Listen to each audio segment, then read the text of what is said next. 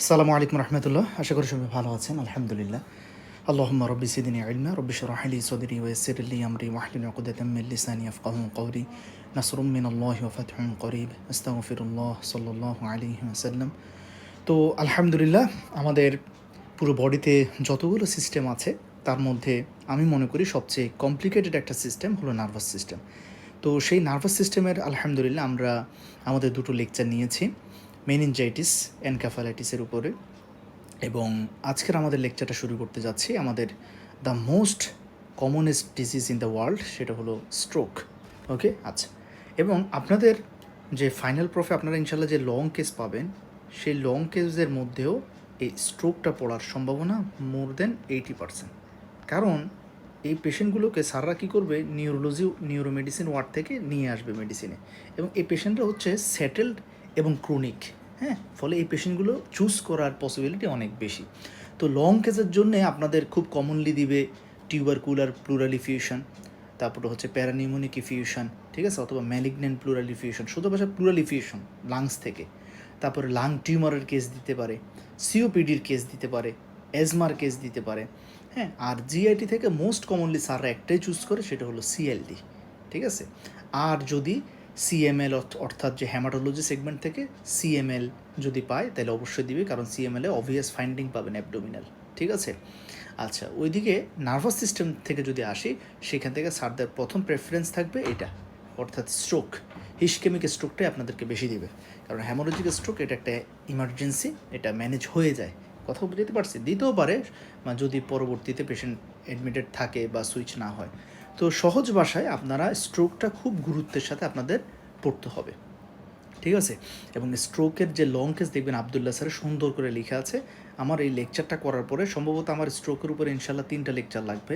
এই লেকচারগুলো করার পরে আপনারা অবশ্যই ইনশাল্লাহ নিজ দায়িত্বে আবদুল্লাহ স্যারের লং কেসটা পড়বেন, এবং পড়ার পরে কোনো প্রবলেম ফেস করলে আমাকে জানাবেন ইনশাল্লাহ, আমি সেটা আবার সাজিয়ে দিব ইনশাল্লাহ, ঠিক আছে। তো আলহামদুলিল্লাহ, প্রথমে আমরা স্ট্রোকের ইম্পর্টেন্স নিয়ে আলোচনা করলাম। এতক্ষণ যা বললাম সব এক্সামের জন্যে। বাস্তবে যদি আসি, যে প্রত্যেকটা মানুষ যখন বয়স্ক হয়ে যান তাদের দুটো ঝুঁকি অনেক বেড়ে যায়। একটা হলো ইসকেমিক হার্ট ডিজিজ, আরেকটা হলো স্ট্রোক, তাই না? এবং এই যে ইসকেমিক হার্ট ডিজিজ এবং স্ট্রোক, এদের ঝুঁকি বয়স হওয়ার সাথে সাথে বাড়ে। তার কারণ হলো সহজ ভাষায় অ্যাথেরোস্ক্লেরোসিস, তাই না? অর্থাৎ ব্লাড ভেসেলসটার মধ্যে বিভিন্ন অ্যাথ্রোমেটাস প্লাগ জমে জমে ব্লাড ভেসেলস ন্যারো হয়ে যায়। সেখান থেকেই হার্ট ইস্কেমিয়া হয়, coronary ischaemia, ischaemic heart disease. সেখান থেকে আল্লাহ না করে এমআই হয়ে যেতে পারে। আর যদি সেরেব্রাল ভেসেলস ইস্কেমিয়া হয়, ইন্টারনাল যে ক্যারোটিড আর্টারিতে যদি ইস্কেমিয়া হয়, সেখান থেকে আমাদের কি হবে, যে ব্রেইন প্যারেনকাইমাল ইস্কেমিয়া হবে, সেখান থেকে স্ট্রোকের ঝুঁকিটা বেড়ে যাচ্ছে। তো অ্যাথেরোস্ক্লেরোসিসটা কেন হয়?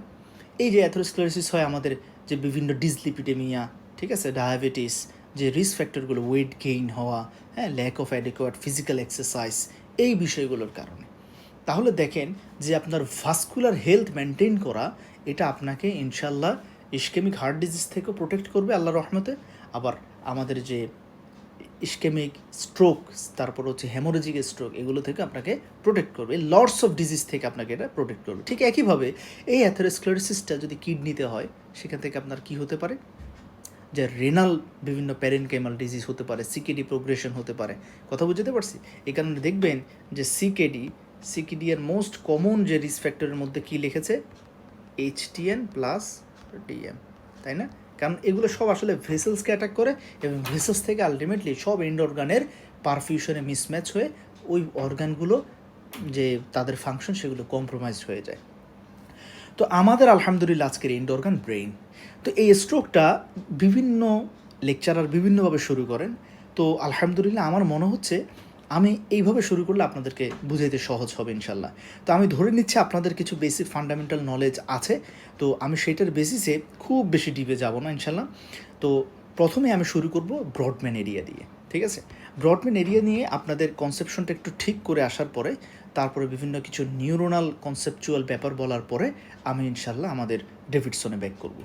তো প্রথমে আসেন যে আমাদের ব্রেইনের যে 3টা পার্ট, আমাদের ব্রেইনকে আমরা একদম গ্রসলি 3 ভাগে ভাগ করি, for brain, mid brain, hind brain, ঠিক আছে? তো আমরা আজকে যে আলোচনাটা করছি এটা হচ্ছে আমাদের যে ফোর ব্রেইন নিয়ে। তো ফোর ব্রেইনটা আবার বেশ কিছু স্ট্রাকচার নিয়ে গঠিত, যেমন হচ্ছে 1 নাম্বার সেরিব্রাল কর্টেক্স, যেটা নিয়ে আমরা আলোচনা করবো একটু পরে। 2 নাম্বার হচ্ছে এখানে লিম্বিক সিস্টেম থাকে, 3 নাম্বার হচ্ছে বেজাল গ্যাংলিয়া থাকে, তারপরে হচ্ছে আমাদের থ্যালামাস, হাইপোথ্যালামাস, ঠিক আছে? এই কয়েকটা স্ট্রাকচার নিয়ে আমাদের ফোর ব্রেইনটা গঠিত। এটা রাইট সাইডে আছে, লেফট সাইডেও আছে, ওকে? আচ্ছা, তো এখন আসেন যে এখানের মধ্যে আমরা আলোচনা করছি সেরেব্রাল কর্টেক্সটা নিয়ে, ওকে? তো আমরা এখানে আপনাদেরকে একটা সেরেব্রাল কর্টেক্স দেখাচ্ছি। তো এই সেরেব্রাল কর্টেক্সের আমরা দুটো ভিউ আপনাদেরকে দেখাচ্ছি, দুটো ভিউ, ঠিক আছে? তো এটা হলো আমাদের লেফট সেরেব্রাল হেমিস্ফিয়ারটা আপনারা দেখতে পাচ্ছেন, এবং এটা হলো লেফট সেরেব্রাল হেমিস্ফিয়ারের যে ল্যাটেরাল ভিউ, অর্থাৎ মানুষটা আমার সামনে দাঁড়িয়ে আছে, আমি তার বাম পাশ থেকে তাকে দেখছি, হ্যাঁ? তাহলে এই যে তার মাথার বাম লেফট সেরেব্রাল হেমিস্ফিয়ারটা আমি দেখতে পাচ্ছি। আচ্ছা, এখন ঠিক এই সেরেব্রামটার, অর্থাৎ এই সেরেব্রাল হেমিস্ফিয়ারের অপোজিট পাশ, অর্থাৎ আমাদের স্ক্রিনের ওই যে পিছনের পাশে যেটা আছে সেটাকে আমরা দেখতে পাচ্ছি এখানে, ওকে? অর্থাৎ এই সারফেস, এটা হলো আমাদের মিডিয়াল সারফেস, এটা হলো আমাদের মিডিয়াল সারফেস, কেমন? আচ্ছা, তো দেখেন এখানের মধ্যে তাদের ফাংশন অনুযায়ী এই যে সেরেব্রাল কর্টেক্স যেটা আছে তার ল্যাটেরাল সারফেস, মিডিয়াল সারফেস, এই পুরো জিনিসটাকে আমরা কয়েকটা ছোট ছোট এরিয়াতে ভাগ করি, রিজিয়নে ভাগ করি। যেরকম আমরা লাংসকে ভাগ করেছিলাম ব্রঙ্কোপালমোনারি সেগমেন্টে, লিভারকে ভাগ করেছিলাম কিসে, হ্যাপাটিক লোভিউলে, এরকম এই যে ব্রেনের ফাংশনাল এরিয়াগুলোকে, সেরেব্রাল কর্টেক্সের ফাংশনাল এরিয়াগুলোকে আমরা ছোট ছোট বিভিন্ন টেরিটরিতে ভাগ করেছি এবং তাদেরকে আমরা একটা নাম্বারিং করেছি। এটাকে আমরা বলি ব্রডম্যান এরিয়া। কি বলি? এই যে ব্রডম্যান এরিয়া। তো আসেন ব্রডম্যান এরিয়া প্রথমে আমরা দেখি, আমি এখানে আর অ্যানাটমিতে যাচ্ছি না, এগুলো আপনারা জানেন। তো ব্রডম্যান এরিয়াতে সবার প্রথমে আমরা এখন যেটা নিয়ে আলোচনা করব সেটা হলো এই যে এই সেগমেন্টটা। তাহলে ব্রডম্যান এরিয়া নাম্বার 4। তাহলে দেখেন একটু ভালো করে আপনাদের একটু বুঝতে হবে। দেখেন ব্রডম্যান এরিয়া 4, এই যে এই ব্রডম্যান এরিয়া 4, এটা দেখতে পাচ্ছি আমাদের ল্যাটেরাল সারফেসে। ঠিক একইভাবে এই ব্রডম্যান এরিয়া 4টা ওই পাশেও তার কিছু এক্সটেনশন আছে, সেটাকে আমরা দেখতে পাচ্ছি এখানে, এই যে দেখেন। তাহলে ব্রডম্যান এরিয়া 4 এই দেখেন, তাহলে মিডিয়াল সারফেসেও তার কিছু এক্সটেনশন আছে এবং ল্যাটেরাল সারফেসেও তার বিশাল এক্সটেনশন আছে, ওকে? আচ্ছা, এখন আপনারা জানেন যে আমাদের ব্রেইনের, আমি পর ব্লাড সাপ্লাই বলবো, এখন জাস্ট একটু শুনে রাখেন যে আমাদের ব্রেইনের এই যে মিডিয়াল আসপেক্ট, এখানে সাপ্লাই দেয় anterior cerebral artery, branch of internal carotid artery, okay? আচ্ছা, আর আমাদের ব্রেইনের এই যে ল্যাটেরাল আসপেক্ট এতটুকু পর্যন্ত, মানে উপরের পোর্শন, ল্যাটেরাল সারফেসের উপরের পোর্শনটা সাপ্লাই দেখে middle cerebral artery, branch of internal carotid artery. তাহলে দেখেন ইন্টারনাল ক্যারোটিড আর্টারি থেকে দুটো আর্টারি তৈরি হয়, একটা হলো অ্যান্টেরিয়র সেরেব্রাল আর্টারি যেটা আমাদের মিডিয়াল সারফেস, এবং এই যে সুপিরিয়র মানে সারফেসটা আমাদের সেরেব্রাল কর্টেক্সের এই এতটুকু সাপ্লাই দেয়। আর ল্যাটেরাল সারফেস এর বিশাল অংশটা সাপ্লাই দেয় আমাদের মিডল সেরেব্রাল আর্টারি, ওকে? আচ্ছা, তাহলে আমি যদি আপনাকে বলি যে এরিয়া নাম্বার 4, ব্রডম্যান এরিয়া 4 এর ব্লাড সাপ্লাই কে দেয়, তাহলে আপনার কথা হচ্ছে ব্রডম্যান এরিয়া 4 যেহেতু ল্যাটেরাল সারফেসে আছে তাহলে অবশ্যই মিডিয়াল সেরেব্রাল আর্টারি সাপ্লাই দেয়। আবার ব্রডম্যান এরিয়া 4 মিডিয়াল সারফেসেও তার এক্সটেনশন আছে, তাহলে অ্যান্টেরিয়র সেরেব্রাল আর্টারিও সাপ্লাই দেয়। তার মানে ব্রডম্যান এরিয়া 4 এর blood supply anterior cerebral artery plus middle cerebral artery. তার মানে কারো যদি অ্যান্টেরিয়র সেরেব্রাল আর্টারিতে ব্লক হয়, হ্যামোরেজ হয়, কারো যদি মিডল সেরেব্রাল আর্টারিতে ব্লক হয়, হ্যামোরেজ হয়, তাহলে তার ব্রডম্যান এরিয়া 4ও এফেক্টেড হবে, তাহলে তার ব্রডম্যান এরিয়া 4 কাজ করতে পারবে না। এখন এই ব্রডব্যান্ড এরিয়া 4টা কী কী কাজ করে সেটা জানবো, ঠিক আছে? ওকে, ইনশাল্লাহ।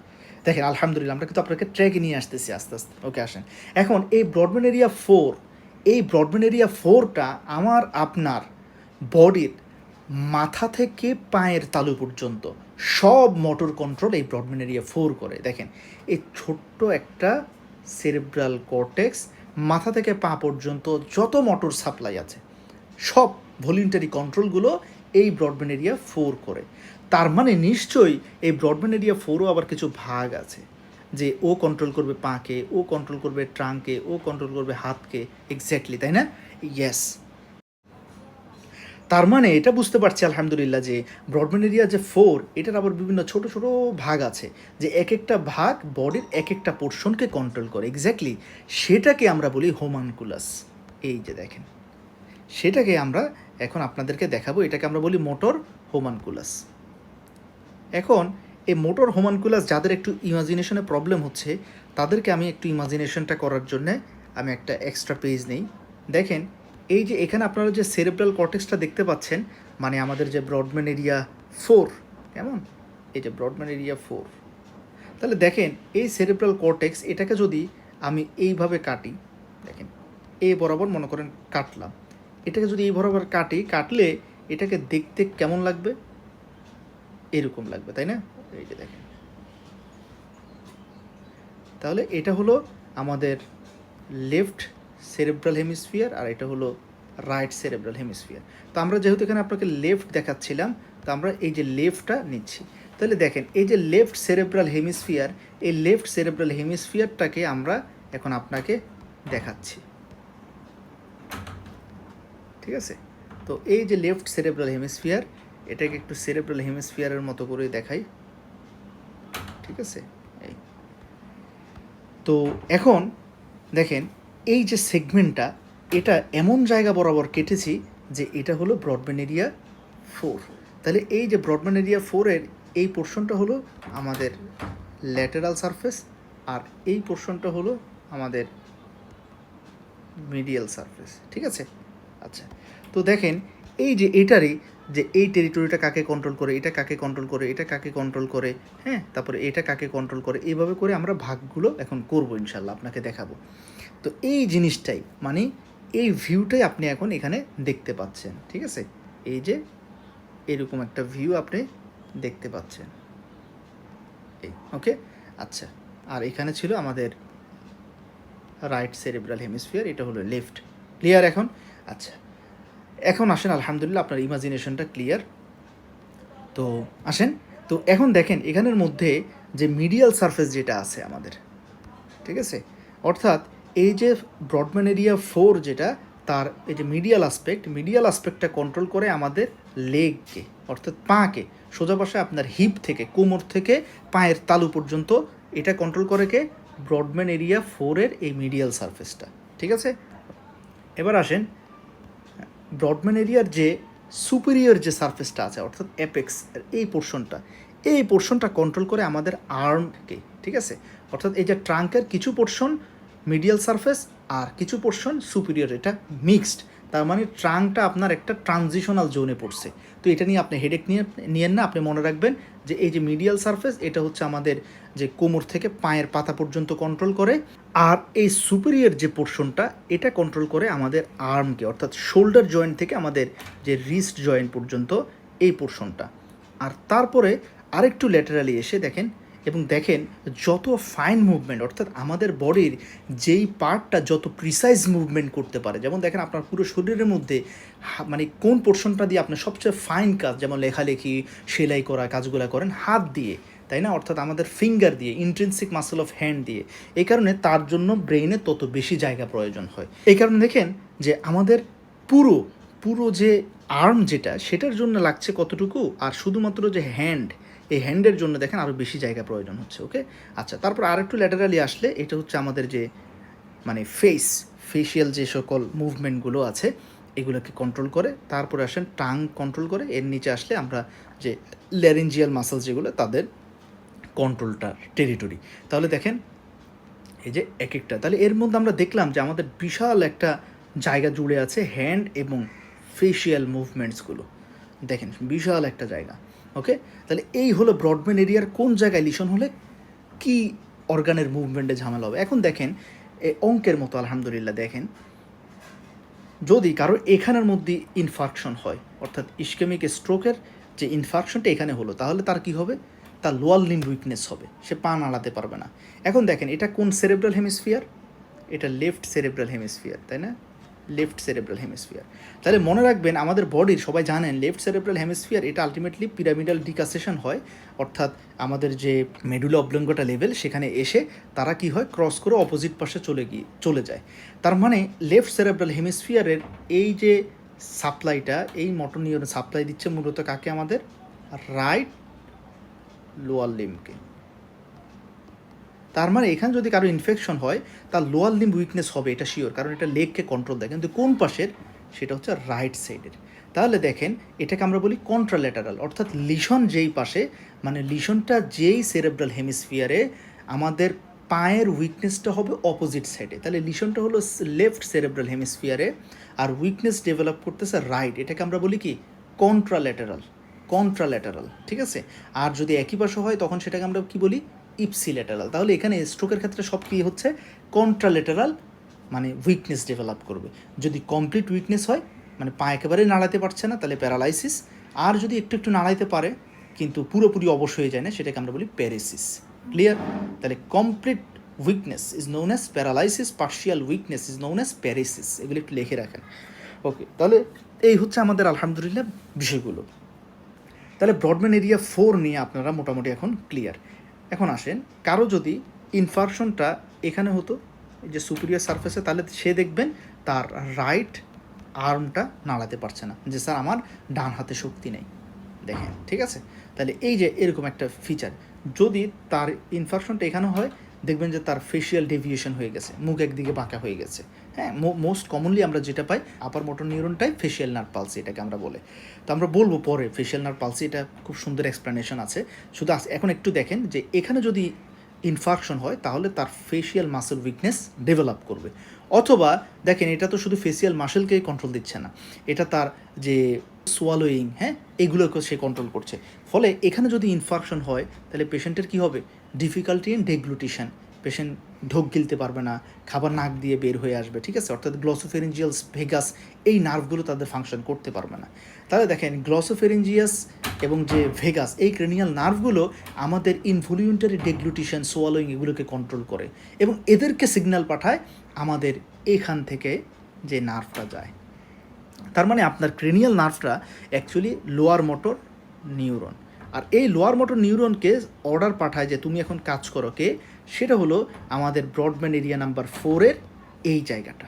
তাহলে এখান থেকে আপার মোটর নিউরনটা যায়, সে ক্রেনিয়াল নার্ভের নিউক্লিয়াসকে অ্যাক্টিভ করে, ফলে ক্রেনিয়াল নার্ভ তখন ওই যে আমাদের সেই মাসেলকে সাপ্লাই দেয়, it through vagus nerve, through glossopharyngeal nerve. Okay, এইভাবে কাজগুলো হয়ে থাকে।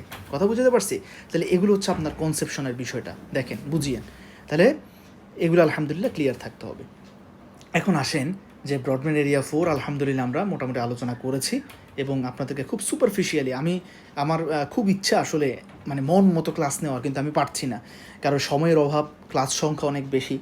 কেউ সমস্যা নেই, পরে ইনশাল্লাহ আমরা মাঝে মাঝে বিভিন্ন একেবারে মানে ডিপ কনসেপশন নিয়ে আমার ইউটিউব চ্যানেলে আপনারা কানেক্টেড থাকবেন, মেডিভার্সের সাথে কানেক্টেড থাকবেন, সেখানে আমরা দিব ছোটো ছোটো ক্লিপ করে। মানে এতক্ষণ যা বলছি এগুলো আপনাদের বোঝার জন্য মোর দেন এনাফ। আরও রুট লেভেল থেকে কেউ জানতে চাইলে এক্সট্রা পড়তে হবে ইনশাল্লাহ। ওকে, আলহামদুলিল্লাহ। এখন আসেন, তাহলে দেখেন এই যে একটা ব্রডব্যান্ড এরিয়া 4, এটা আমরা শেষ করে ফেললাম। তাহলে এটাকে আমরা বর্ডার দিয়ে দিই, এটা আমাদের শেষ। এখন আসেন, এই যে ব্রডব্যান্ড এরিয়া 4, হ্যাঁ, তাহলে এই ব্রডব্যান্ড এরিয়া 4 এটাকে আমরা বলি প্রাইমারি মোটর এরিয়া, কারণ এটা আমাদের বডির সব মোটর কন্ট্রোল করে। এখন আসেন, তার ঠিক সামনে আরেকটা এরিয়া আছে, এই যে 6। এখন আমরা জটিলতা এড়ানোর স্বার্থে আমরা বাকি সব মুছে দিচ্ছি। তাহলে আমরা এখন আলোচনা করব এই যে 6 নিয়ে। তাহলে দেখেন ব্রডব্যান্ড এরিয়া 6, এটা ল্যাটেরাল সারফেসে তার এক্সটেনশন আছে, ল্যাটেরাল সারফেসও তাকে দেখা যাচ্ছে, আবার ঠিক একইভাবে মিডিয়াল সারফেসও তাকে দেখা যাচ্ছে। এই যে এটা হলো মিডিয়াল সারফেস, ঠিক আছে? তাহলে দেখেন এই যে ব্রডব্যান্ড এরিয়া যে 6, এটাকে আমরা বলি প্রি মোটর এরিয়া। এটাকে আমরা কি বলি? Pre motor area. দেখেন, আমি আমার সেই ফার্স্ট ইয়ার থেকে আমি সব সময় ব্রডব্যান্ড এরিয়া পড়লে এই ডায়াগ্রামটাই পড়তাম, কারণ আমার মাথায় এটার ম্যাপিং করেছে, আমি বারবার এটা পড়ি যাতে ইনশাল্লাহ এটা মাথায় বসে যায়। এটা BD 84 আমার নোটে ইনক্লুডেড আছে পেজটা, এখান থেকে আপনারা পাবেন ইনশাল্লাহ, লেখার দরকার নেই। তো দেখেন এই যে ব্রডব্যান্ড এরিয়া 6, এটাকে আমরা কী নাম দেই? Pre motor area. আর 4কে কী বলেছি? Primary motor area. এখানে একটু প্রাইমারি লেখেন, প্রাইমারি মোটর এরিয়া। তো এই প্রি মোটর এরিয়া, এটার কাজ কি জানেন? এই প্রি মোটর এরিয়া, এটার কাজ হলো যে আমাদের বডির এই যে ভলিউন্টারি মুভমেন্টগুলো, এই ভলিউন্টারি মুভমেন্টটার প্ল্যান করা, অর্থাৎ এটাকে আমরা বলি মোটর প্ল্যানিং এরিয়া। অর্থাৎ আমি যে একটা কাজ করব, ধরেন সাপোজ আমি আপনাদেরকে সিম্পলি বলি যে আপনার আম্মু আপনার টেবিলের সামনে একটা চায়ের কাপ রেখে গেছে, হ্যাঁ, চায়ের কাপ, যে বসলে চাটা খেয়ে নাও। আচ্ছা, এখন আমি চাটা খাবো, আমি প্রথমে কী নিলাম, চাটা যে খাবো আমি প্রথমে এটা সিদ্ধান্ত নিলাম। হ্যাঁ, আমাদের যে প্রিফ্রন্টাল কর্টেক্স আছে, এই যে দেখেন এরিয়া নাম্বার 9, 10, 11, এই যে এখানে মানে চিন্তা ভাবনা করা, এই যে 9, 10, 11, এটা দিয়ে আমি চিন্তা ভাবনা করলাম, হ্যাঁ আমি ডিসিশন নিলাম যে আমি এখন কি করব, চায়ের কাপটা নিব। এটাকে আমরা বলি প্রিফ্রন্টাল কর্টেক্স, এই যে 9, 10, 11, এটা দিয়ে আমরা সব চিন্তা ভাবনাগুলো করি, ইমোশন, অ্যাটেনশন, হ্যাঁ, জাজমেন্ট। আচ্ছা, তাহলে প্রিফ্রন্টাল এরিয়া দিয়ে আমি চিন্তা করলাম যে আমি এখন চাটা খাবো। আচ্ছা, এখন এই সিদ্ধান্তটা নেওয়ার পরে এখন চায়ের কাপটা আমার থেকে কতটুকু দূরে আছে, আমার মানে ডান পাশে নাকি বাম পাশে, ঠিক আছে, আনুমানিক ডিস্টেন্সটা কত, এটা 25 সেন্টিমিটার না 30 সেন্টিমিটার, আমি ভিজুয়াল চোখ দিয়ে দেখে তারপরে আমি চিন্তা ভাবনা করছি ডিস্টেন্সটা কত, চায়ের কাপটা কতটুকু মানে উঁচুতে আছে টেবিলের। হ্যাঁ, এই যে প্ল্যানিং করা, অর্থাৎ চোখ দিয়ে দেখে একটা অনুমান করা তার 3D যে ডিস্টেন্সটা, তার 3D ওরিয়েন্টেশনটা, লোকেশনটা স্পেসে, এটাকে আমরা বলি ভিজুয়াল স্প্যাশিয়াল ওরিয়েন্টেশন, ঠিক আছে। এটা এই যে ক্যালকুলেশন, এটা করতে আমাদেরকে হেল্প করে আমাদের সেন্সরি অ্যাসোসিয়েশন এরিয়া, এটাকে আমরা বলি ব্রডব্যান্ড এরিয়া নাম্বার 5, 7, এই যে এটা, ঠিক আছে। এবং এই এরিয়াটাই আমাদের এই ক্যালকুলেশনে হেল্প করলো। ওকে, তাহলে sensory association area Brodmann area number 5, 7, সে আমাদেরকে একটা হিসাব নিকাশ করে দিল, এবং করার পরে সে এই সিগন্যালটা পাঠালো কোথায়, এই যে প্রিমোটর এরিয়াতে, দেখেন প্রিমোটর এরিয়াতে সে সিগন্যালটা পাঠালো। এখন প্রিমোটর এরিয়া ডিসাইড করলো, আচ্ছা তাহলে ক্যালকুলেশন সব ওকে, এখন চায়ের কাপটা ধরার জন্যে আমার হাতটাকে একটু উঁচা করতে হবে, সামনে নিতে হবে, তাহলে এটার জন্য আমার বাইসেপসকে কন্ট্রাকশন করতে হবে, ট্রাইসেপসকে রিল্যাক্স করতে হবে, ফরআর্মের যে মাসেলগুলো আছে তাদেরকে কন্ট্রাকশন করতে হবে, হ্যান্ড গ্রিপিং করতে হবে। এই যে প্ল্যানিংয়ে পুরো সার্কিটটা তৈরি করে ফেলছে কে, এই যে প্রিমোটর এরিয়া, এরিয়া নাম্বার 6। দেখেন আলহামদুলিল্লাহ কত কিছু হচ্ছে আমরা বুঝতেও পারছি না। তাহলে এরিয়া নাম্বার 6-এ প্ল্যানিংটা, মোটর প্ল্যানিং করে ফেলছে, করার পরে সে আলটিমেটলি এখন সিগন্যালটা, এই যে প্ল্যানিংটা সাজালো, সে কোনটা কোন কোন মাসেল কাজ করবে, কতটুকু কাজ করবে, যাতে হাত আবার চায়ের কাপকে এমন ঝোরে ধাক্কা না দেয় চায়ের কাপ পড়ে ছিটকে ভেঙে গেছে। দেখবেন কিছু মানুষের সামনে ধরতে গেলে হাত অনেক জোরে মুভমেন্ট করে চায়ের কাপ ভেঙে ফেলে। তাহলে আমি কতটুকু মুভমেন্টে নিব, ঠিক কোন জায়গায় হাত দেবে, এই প্ল্যানিংটা সাজিয়ে এখন প্রিমোটর এরিয়া তো আর মুভমেন্ট করতে পারবে না। প্রিমোটর এরিয়া কি মাসেল কন্ট্রাকশন করতে পারবে না। মাসেল কন্ট্রাকশন করার কাজ কার, ব্রডব্যান্ড এরিয়া 4-এর, একটু আগে যাকে পড়ালাম। ইয়েস, তাহলে প্রিমোটর এরিয়াটা প্ল্যানিং করে সে বলবে, ভাই আমি তোমার কাজটা করে দিয়েছি, এই হচ্ছে ম্যাপিং, এবার তুমি শত্রুকে কিল করো, মানে চায়ের কাপটা ধরো। তারপরে সে এই ইনফরমেশনগুলো পাস করে দিবে ব্রডব্যান্ড এরিয়া 4-এর কাছে।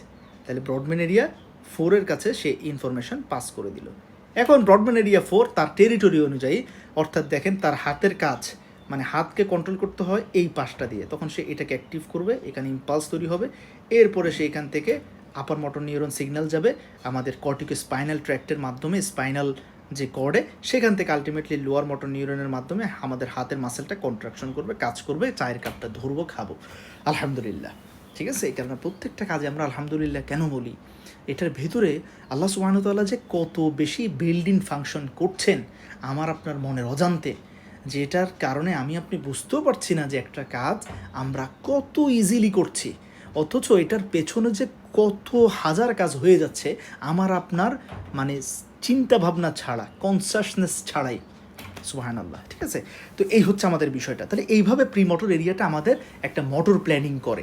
কেমন, যদি এটা না হতো, যদি এই মানে মোটর প্ল্যানিংটা আমাদের ব্রডব্যান্ড এরিয়া নাম্বার 6 আমাদেরকে আল্লাহ তাআলার রহমতে করে না দিত, তাহলে হয়তো কি জানেন, যে চায়ের কাপটা ধরতে গেছি, চায়ের কাপের দিকে হাত না নিয়ে আমি আরও বামে হাত নিয়ে গেছি, অথবা আর একটু ডানে হাত চলে যাচ্ছে, অথবা হাতটা খুব এমন জোরে মুভমেন্ট করলো যে চায়ের কাপের ধাক্কা লেগে কাপটা পড়ে গেছে, অর্থাৎ একটা ঝাড়কি মুভমেন্ট হতো, হচ্ছে প্ল্যানিংয়ের অভাবে। অথবা চায়ের কাপটা হচ্ছে আমার টেবিলে, আমি হাত দিয়ে ধরতে যাচ্ছি, আমার হাত চলে যাচ্ছে টেবিলের নিচে, আমি বুঝতে পারছি না চায়ের কাপটা কোথায়, কারণ ওই যে ক্যালকুলেশনে ঝামেলা হচ্ছে। তার মানে দেখেন, এই যে প্রি মোটর এরিয়াকে প্ল্যানিংয়ের কাজে হেল্প করে কে, সেন্সরি অ্যাসোসিয়েশন এরিয়া।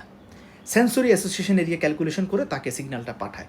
এক্স্যাক্টলি এই কথাগুলো আলহামদুলিল্লাহ আমি এজ ব্রিফ এজ পসিবল আমি চেষ্টা করছি আপনাদেরকে সিম্পলি বলার জন্য। এগুলো আসলে মানে সিম্পলি বললে বোঝানো ডিফিকাল্ট। তো এখানে লেখা আছে দেখেন, এই যে আমাদের প্রি মোটর এরিয়া, সে ইনপুট কার থেকে নেয়, দেখেন সে ইনপুট কার থেকে নেয়, এই যে প্যারাইটাল কর্টেক্স দেখেন সেন্সরি অ্যাসোসিয়েশন এরিয়া থেকে নেয়। আচ্ছা, তারপরে বলেছি এই যে প্রথমে যে চিন্তা করা আমি যে চা খাবো, এই সিদ্ধান্তটা আমরা প্রিফ্রন্টাল কর্টেক্সের মাধ্যমে নিয়েছি, এরিয়া নাম্বার 9, 10, 11। তারপরে আসেন, ও যখন মোটর প্ল্যানিং করে দিল, সে আউটপুট কাকে দিবে? প্রাইমারি মোটর এরিয়াকে। এই যে আউটপুট কাকে দিচ্ছে? প্রাইমারি মোটর এরিয়া অর্থাৎ ব্রডম্যান এরিয়া 4কে।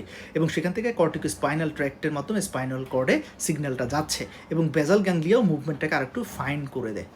মানে কোনো এরর টেরর থাকলে আমি পড়িয়েছিলাম আলহামদুলিল্লাহ 4th ইয়ারে আপনাদের, যে বেজাল গ্যাংলিয়া, সাবস্টেন্সিয়া নাইগ্রা, হ্যাঁ, সাবথ্যালামাস, এগুলো কী করে আমাদের মুভমেন্ট এরর থাকলে সেগুলোকে কারেকশন করে দেয়। অর্থাৎ অ্যাসিটাইল কোলিন এবং যে আমাদের গাবা, এই যে এক্সাইটেটরি এবং ইনহিবিটরি নিউরোনাল একটা ব্যালেন্স করে দেয়, ফলে আমাদের মুভমেন্টগুলো আরও ফাইন হয়, অ্যাকিউরেট হয়। ঠিক আছে, তো এই হলো আলহামদুলিল্লাহ আমাদের প্রিমোটর এরিয়ার কাজটা। এখন আসেন যে প্রশ্ন হলো যে ভাইয়া এত কিছু কেন পড়াচ্ছে? এত কিছু পড়াচ্ছি যে প্রিমোটর এরিয়াতে লিশন হলে পেশেন্টের সিমটম কী হবে এটা যাতে বুঝেন। এখন আর আমার বলার দরকার না, আপনি জানেন যে প্রিমোটর এরিয়াতে যদি কোনো ঝামেলা হয় পেশেন্টের কোন কাজ করতে সমস্যা হবে। ক্লিয়ার? তাহলে এই যে একটু আগে যে কাজটা বললাম সেটা সে পারবে না, উল্টাপাল্টা সে চায়ের কাপ ধরতে পারবে না, সে মনে করেন কোথাও হাঁটতে গেছে উল্টাপাল্টা শুধু পায়ে আঘাত খাবে, কারণ সে বুঝতেছে না তার পায়ের সামনে একটা পাথর আছে, এটা কত দূরে আছে, আমি যে পাটা ডানে নিব বামে নিব এটা সে বুঝবে না। তারপরে দেখেন মনে করেন সে গাড়ি চালাচ্ছে, আরেকটা এক্সাম্পল দিই, গাড়ি চালাচ্ছে, গাড়ি চালানোর সময় চোখ দিয়ে দেখতে হচ্ছে আমার সামনে কোন গাড়িটা আছে, আনুমানিক কত দূরে, এটা আমার এখন কত সময় পর আমি হুইলটা ডানে ঘুরাবো, তাইলে চোখের সাথে তার একটা হাতের কন্ট্রোল যে আমি হুইলটা ডানে ঘুরাবো, আবার পায়ের একটা ব্যালেন্স রাখতে হবে যে আমি কখন ব্রেক চাপবো, কখন অ্যাক্সেলারেটর দিব।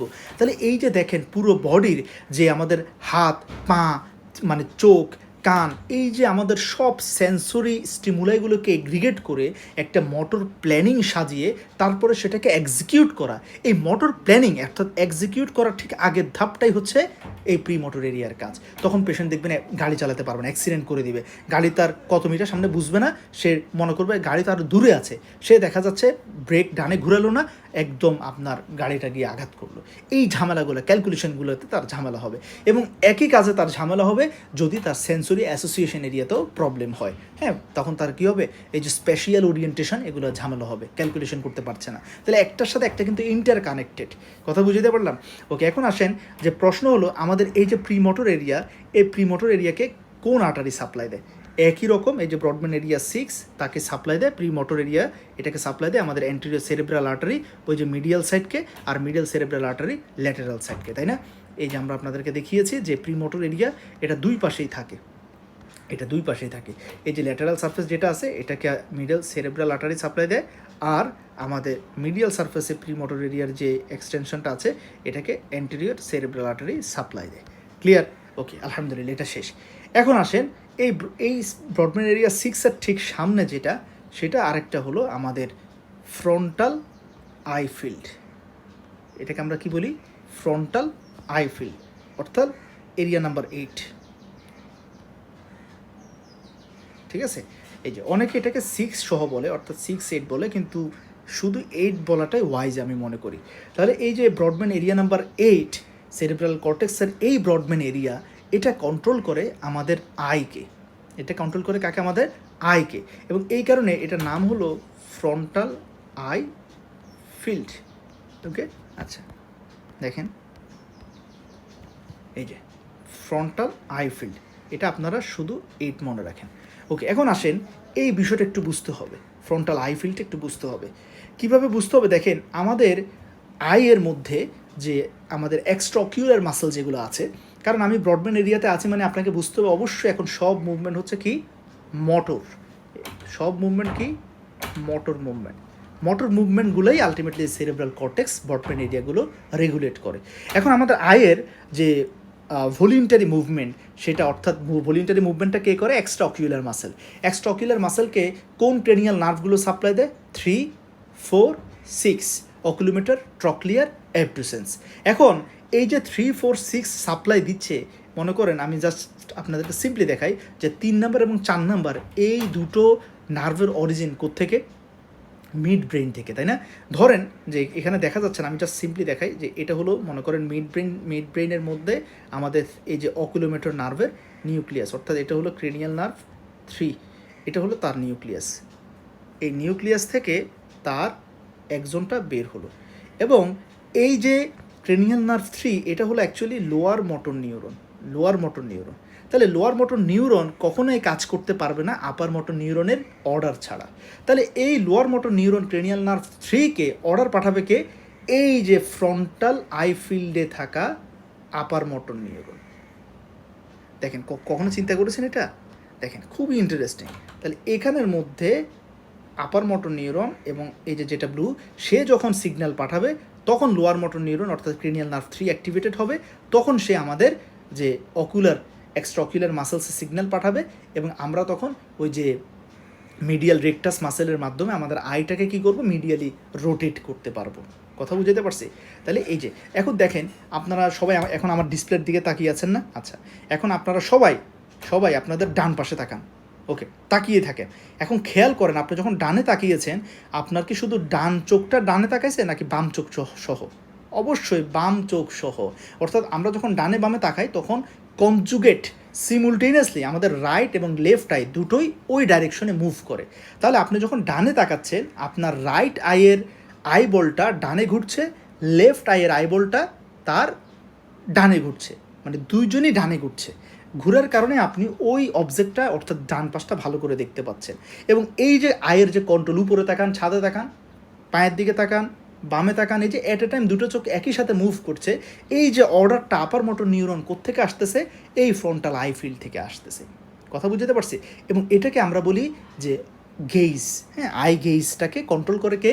এই যে ফ্রন্টাল আই ফিল্ড। তাহলে এখানে কোনো ঝামেলা হলে পেশেন্ট এরকম ডানে বামে আর কী করতে পারবে না? চোখকে মুভ করতে পারবে না, কারণ তার তো আপার মোটর নিউরন থেকে কোনো সিগন্যাল আসছে না। ফলে লোয়ার মোটর নিউরন যদিও ভালো আছে, অর্থাৎ ক্রেনিয়াল নার্ভ 3 ভালো আছে, তার নিউক্লিয়াস একজনে কোনো ঝামেলা নেই, কিন্তু সে কিন্তু আর আই মুভমেন্টটা অ্যাকিউরেটলি করতে পারবে না। কথা বুঝতে পারছি? সো এই হলো আমাদের সেই ফ্রন্টাল আই ফিল্ডের ব্যাপারটা। দেখেন কি লিখছে? Frontal eye field it controls horizontal conjugate movements of the I. হ্যাঁ, এই যে কনজুগেট মুভমেন্ট করবে একই সাথে।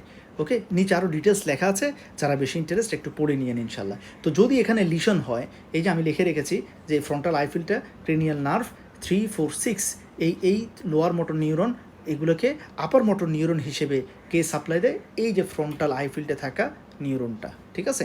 ওকে, এবং এখানে যদি ঝামেলা হয়, অর্থাৎ এই যে ফ্রন্টাল আই ফিল্ডে যদি লিশন হয় due to ischaemia or haemorrhage, অথবা ডিউ টু রেজড আইসিপি, অথবা ডিউ টু এনকেফালাইটিস, তখন পেশেন্টের এই কাজটা হবে না। ফলে পেশেন্ট কী হবে? তার হরাইজন্টাল কনজুগেট মুভমেন্ট লস্ট হয়ে যাবে। কথা বুঝতে পারছি? ওকে, এখন আসেন যে এই যে ফ্রন্টাল আই ফিল্ড একে কোন ব্লাড সাপ্লাই দেয়, মানে কোন ব্লাড ভেসেলসটা সাপ্লাই দেয়?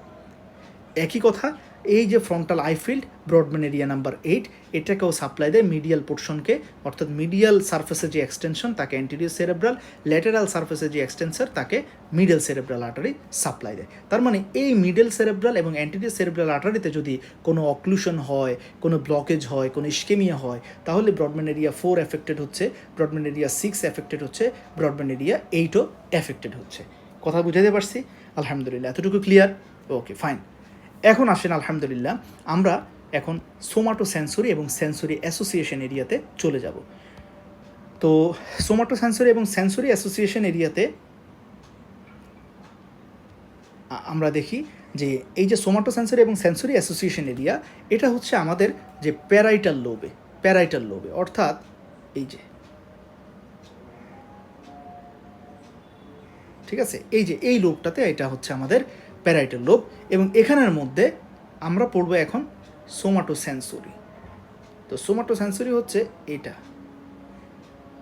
এই যে দেখেন সেন্সরি, হ্যাঁ, সোমাটো সেন্সরি। তাহলে এখানে ব্রডব্যান্ড এরিয়া নাম্বার কত দেখা যাচ্ছে? Broadband area number 3, 3, 2, 1। তাহলে ব্রডব্যান্ড এরিয়া 3, 2, 1 এটা ল্যাটারাল সারফেসে আমরা দেখতে পাচ্ছি, তাই না? আচ্ছা, এটা কি মিডিয়াল সারফেসে দেখা যায়? এটা কি মিডিয়াল সারফেসে দেখা যায়? অবশ্যই। এই যে দেখেন মিডিয়াল সারফেসেও তার এক্সটেনশন আছে, এই যে 3, 2, 1। তার মানে দেখেন এই যে যেহেতু মিডিয়াল সারফেসে আছে তার মানে অবশ্যই অ্যান্টেরিয়র সেরেব্রাল আর্টারি সাপ্লাই দেয়, যেহেতু ল্যাটারাল সারফেসে আছে তার মানে অবশ্যই মিডিয়াল সেরেব্রাল আর্টারিও সাপ্লাই দিচ্ছে। তার মানে anterior cerebral artery, medial cerebral artery এগুলোতে ইসকেমিয়া বা ইনফেকশন হলে আমাদের সোমাটো সেন্সরি এরিয়াটাও এফেক্টেড হবে। এখন আমরা দেখি এই ব্রডব্যান্ড এরিয়া 3 to 1 এটার কাজটা কি? আলহামদুলিল্লাহ, একদম সিম্পল। সবাই জানেন যে এই যে সেন্সরি এরিয়া এটার মেইন কাজটা হলো যে বডির যত ধরনের সেন্সেশন আছে এই সেন্সেশনগুলোকে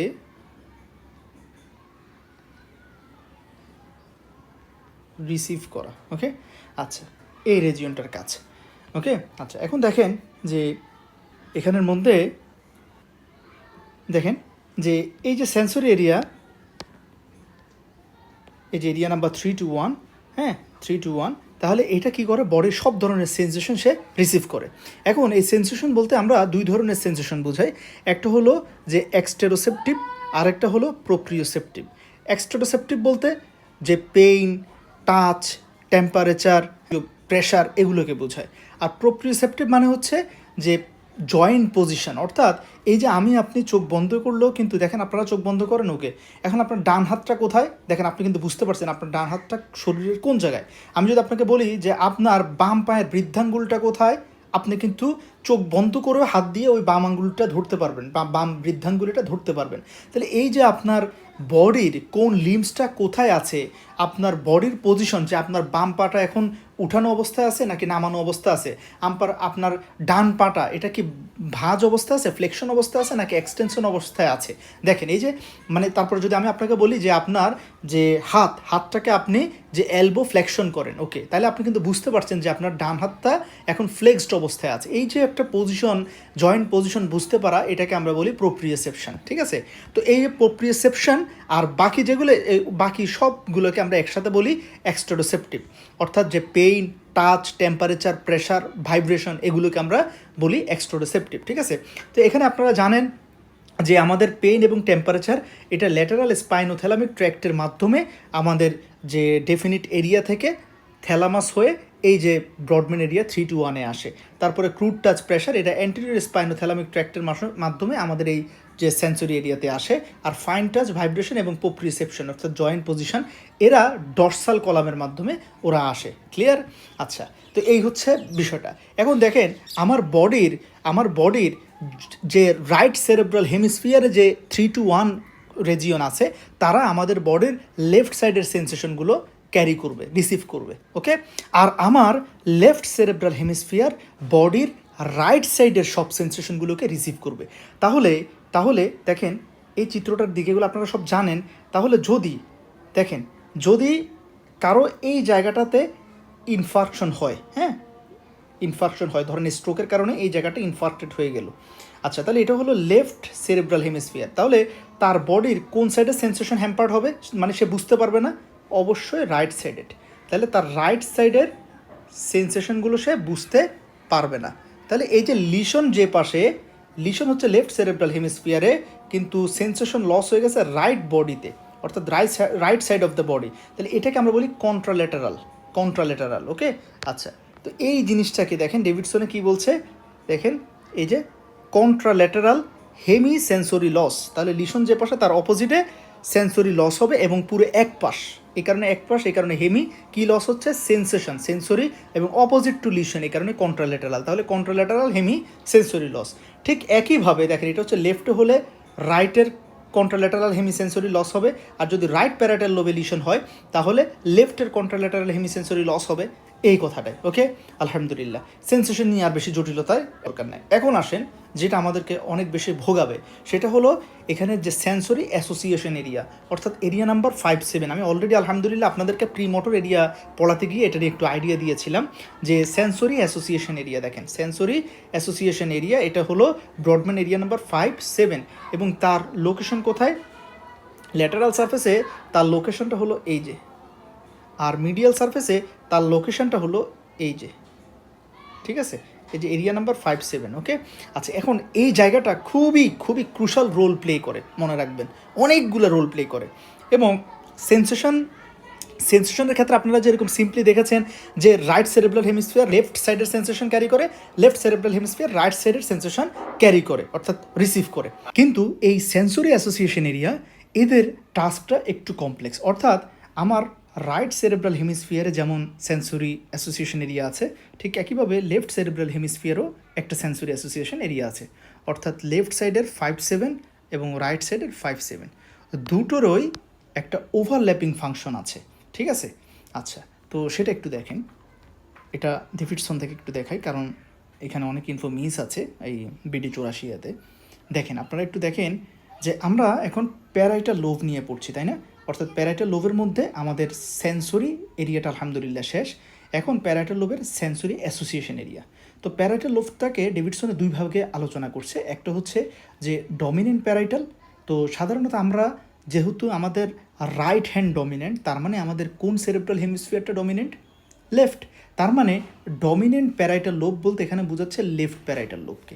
অ্যাজ ইউজুয়ালি এখন যদি কেউ লেফট প্রিডমিনেন্ট থাকে, অর্থাৎ সে বামহাতি বলে, তাহলে ওই বামহাতি মানুষটার কোন সেরেব্রাল হেমিস্ফিয়ার ডমিনেন্ট হবে? রাইট। তার ক্ষেত্রে আলাদা ইস্যু, জাস্ট রিভার্স হবে।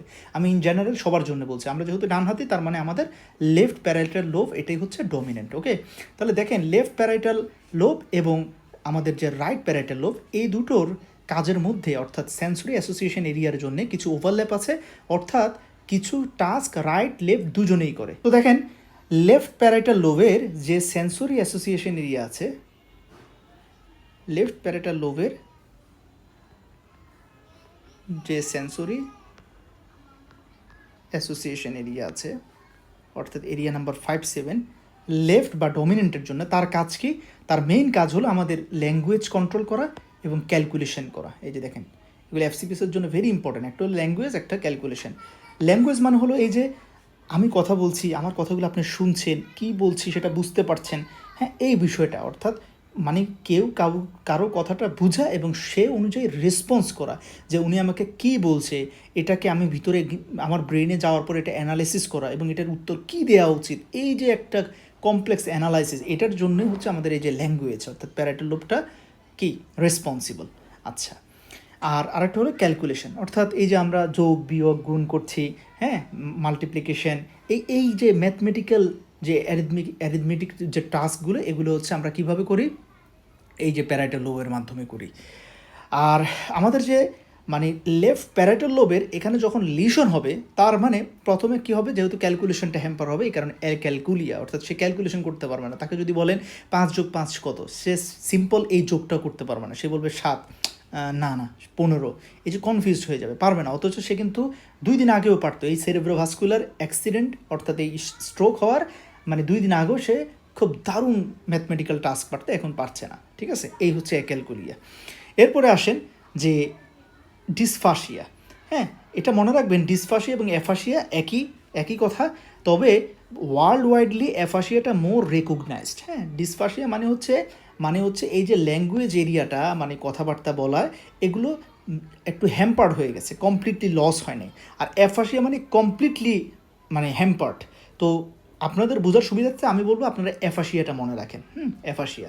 তো এই অ্যাফাসিয়ার অনেকগুলো টাইপ আছে, আপনাদের লেভেলে 2টো অ্যাফাসিয়া মনে রাখলে হবে। একটা হলো যে রিসেপটিভ অ্যাফাসিয়া বা সেন্সরি অ্যাফাসিয়া, আরেকটা হলো মোটর অ্যাফাসিয়া বা এক্সপ্রেসিভ অ্যাফাসিয়া, যেটা হচ্ছে আমরা ইনশাল্লাহ পরে আপনাদেরকে দেখাবো। ওটা হচ্ছে আমাদের ব্রোকাস মোটর এরিয়া যেটা আছে 44-45, সেটার লিশনের কারণে হয়। ঠিক আছে, এই যে দেখেন এখানের মধ্যে আপনারা দেখেন এই দুটো অ্যাফাসিয়া একটু ভালো করে আপনাদের বুঝতে হবে। এই যে দেখেন, ফ্রন্টাল লোবের যে ব্রোকাস এরিয়া আছে অর্থাৎ ব্রডম্যান এরিয়া 44-45, তো তার লোকেশনটা কোথায়? এই যে দেখেন ল্যাটারাল সারফেসে এই জায়গাটা, হ্যাঁ, এই জায়গাটা, এটা হলো আমাদের ব্রোকাস মোটর এরিয়া। তো এটাতে ঝামেলা হলে হবে কি? এক্সপ্রেসিভ অ্যাফাসিয়া হবে। এক্সপ্রেসিভ অ্যাফাসিয়া মানে কীরকম?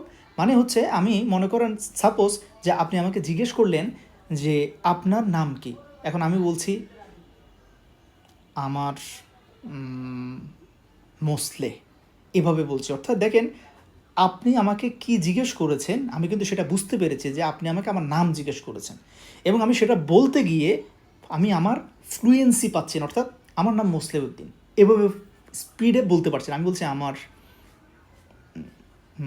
মোসলে, এই যে একটা চিন্তা করছি, আটকে যাচ্ছি, ফ্লুয়েন্সি চলে গেছে আমার, কিন্তু আপনি কি বলছেন সেটা আমি বুঝতে পারছি, এবং আমি যে আপনাকে আমার নাম মোসলে বলছি এটাও আপনি বুঝতে পারছেন। ঠিক আছে, এটা হলো আমাদের এক্সপ্রেসিভ অ্যাফাসিয়া।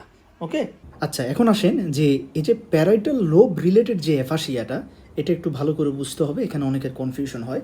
দেখেন, আপনারা যদি একটু লক্ষ্য করেন যে প্যারাইটাল লোব এটার আন্ডারেও আমরা অ্যাফাসিয়া পাচ্ছি, কেমন? ঠিক আবার এই যে টেম্পোরাল লোব ডমিনেন্ট, এটার আন্ডারেও কিন্তু আমরা অ্যাফাসিয়া পাচ্ছি। তাহলে এখন প্রশ্ন হলো, এই দুটো অ্যাফাসিয়া কি একই? না, এখানে এই দুটো অ্যাফাসিয়ার মধ্যে যে টাইপের ডিফারেন্স আছে, যেমন দেখেন যে প্যারাইটাল ডমিনেন্ট লোব এখানে যে অ্যাফাসিয়াটা আছে, হ্যাঁ, এটা হলো মূলত দুই ধরনের অ্যাফাসিয়া আমরা এখানে পাই। একটা হলো ট্রান্সকর্টিক্যাল সেন্সরি অ্যাফাসিয়া, যেটা ব্রডব্যান্ড এরিয়া 39-এ লিশন হলে হয়। আরেকটা হলো কন্ডাকশন অ্যাফাসিয়া, যেটা ব্রডব্যান্ড এরিয়া 40-তে লিশন হলে হয়। এবং আপনারা জানেন যে 39-40 এগুলো হলো আমাদের প্যারাইটাল লোবের একদম নিচের দিকে থাকে। ঠিক আছে, এই যে দেখেন আমি আপনাদেরকে যে একটা চিত্রটা একটু আগে দেখালাম, এই যে এখানে দেখেন এই যে আমাদের যে ব্রডব্যান্ড এরিয়া 39 এবং যে 40, হ্যাঁ, এই যে এটা, এবং এটা হলো প্যারাইটাল লোবের একদম নিচের দিকে করে থাকে। তাহলে এই দুটো অ্যাফাসিয়া কি আমরা একটু আপনাদেরকে এক্সাম্পল সহ দেখাই। দেখেন এই ডায়াগ্রামটা যদি আপনারা একটু লক্ষ্য করেন তাহলে আপনাদের ক্লিয়ার হয়ে যাবে ইনশাল্লাহ।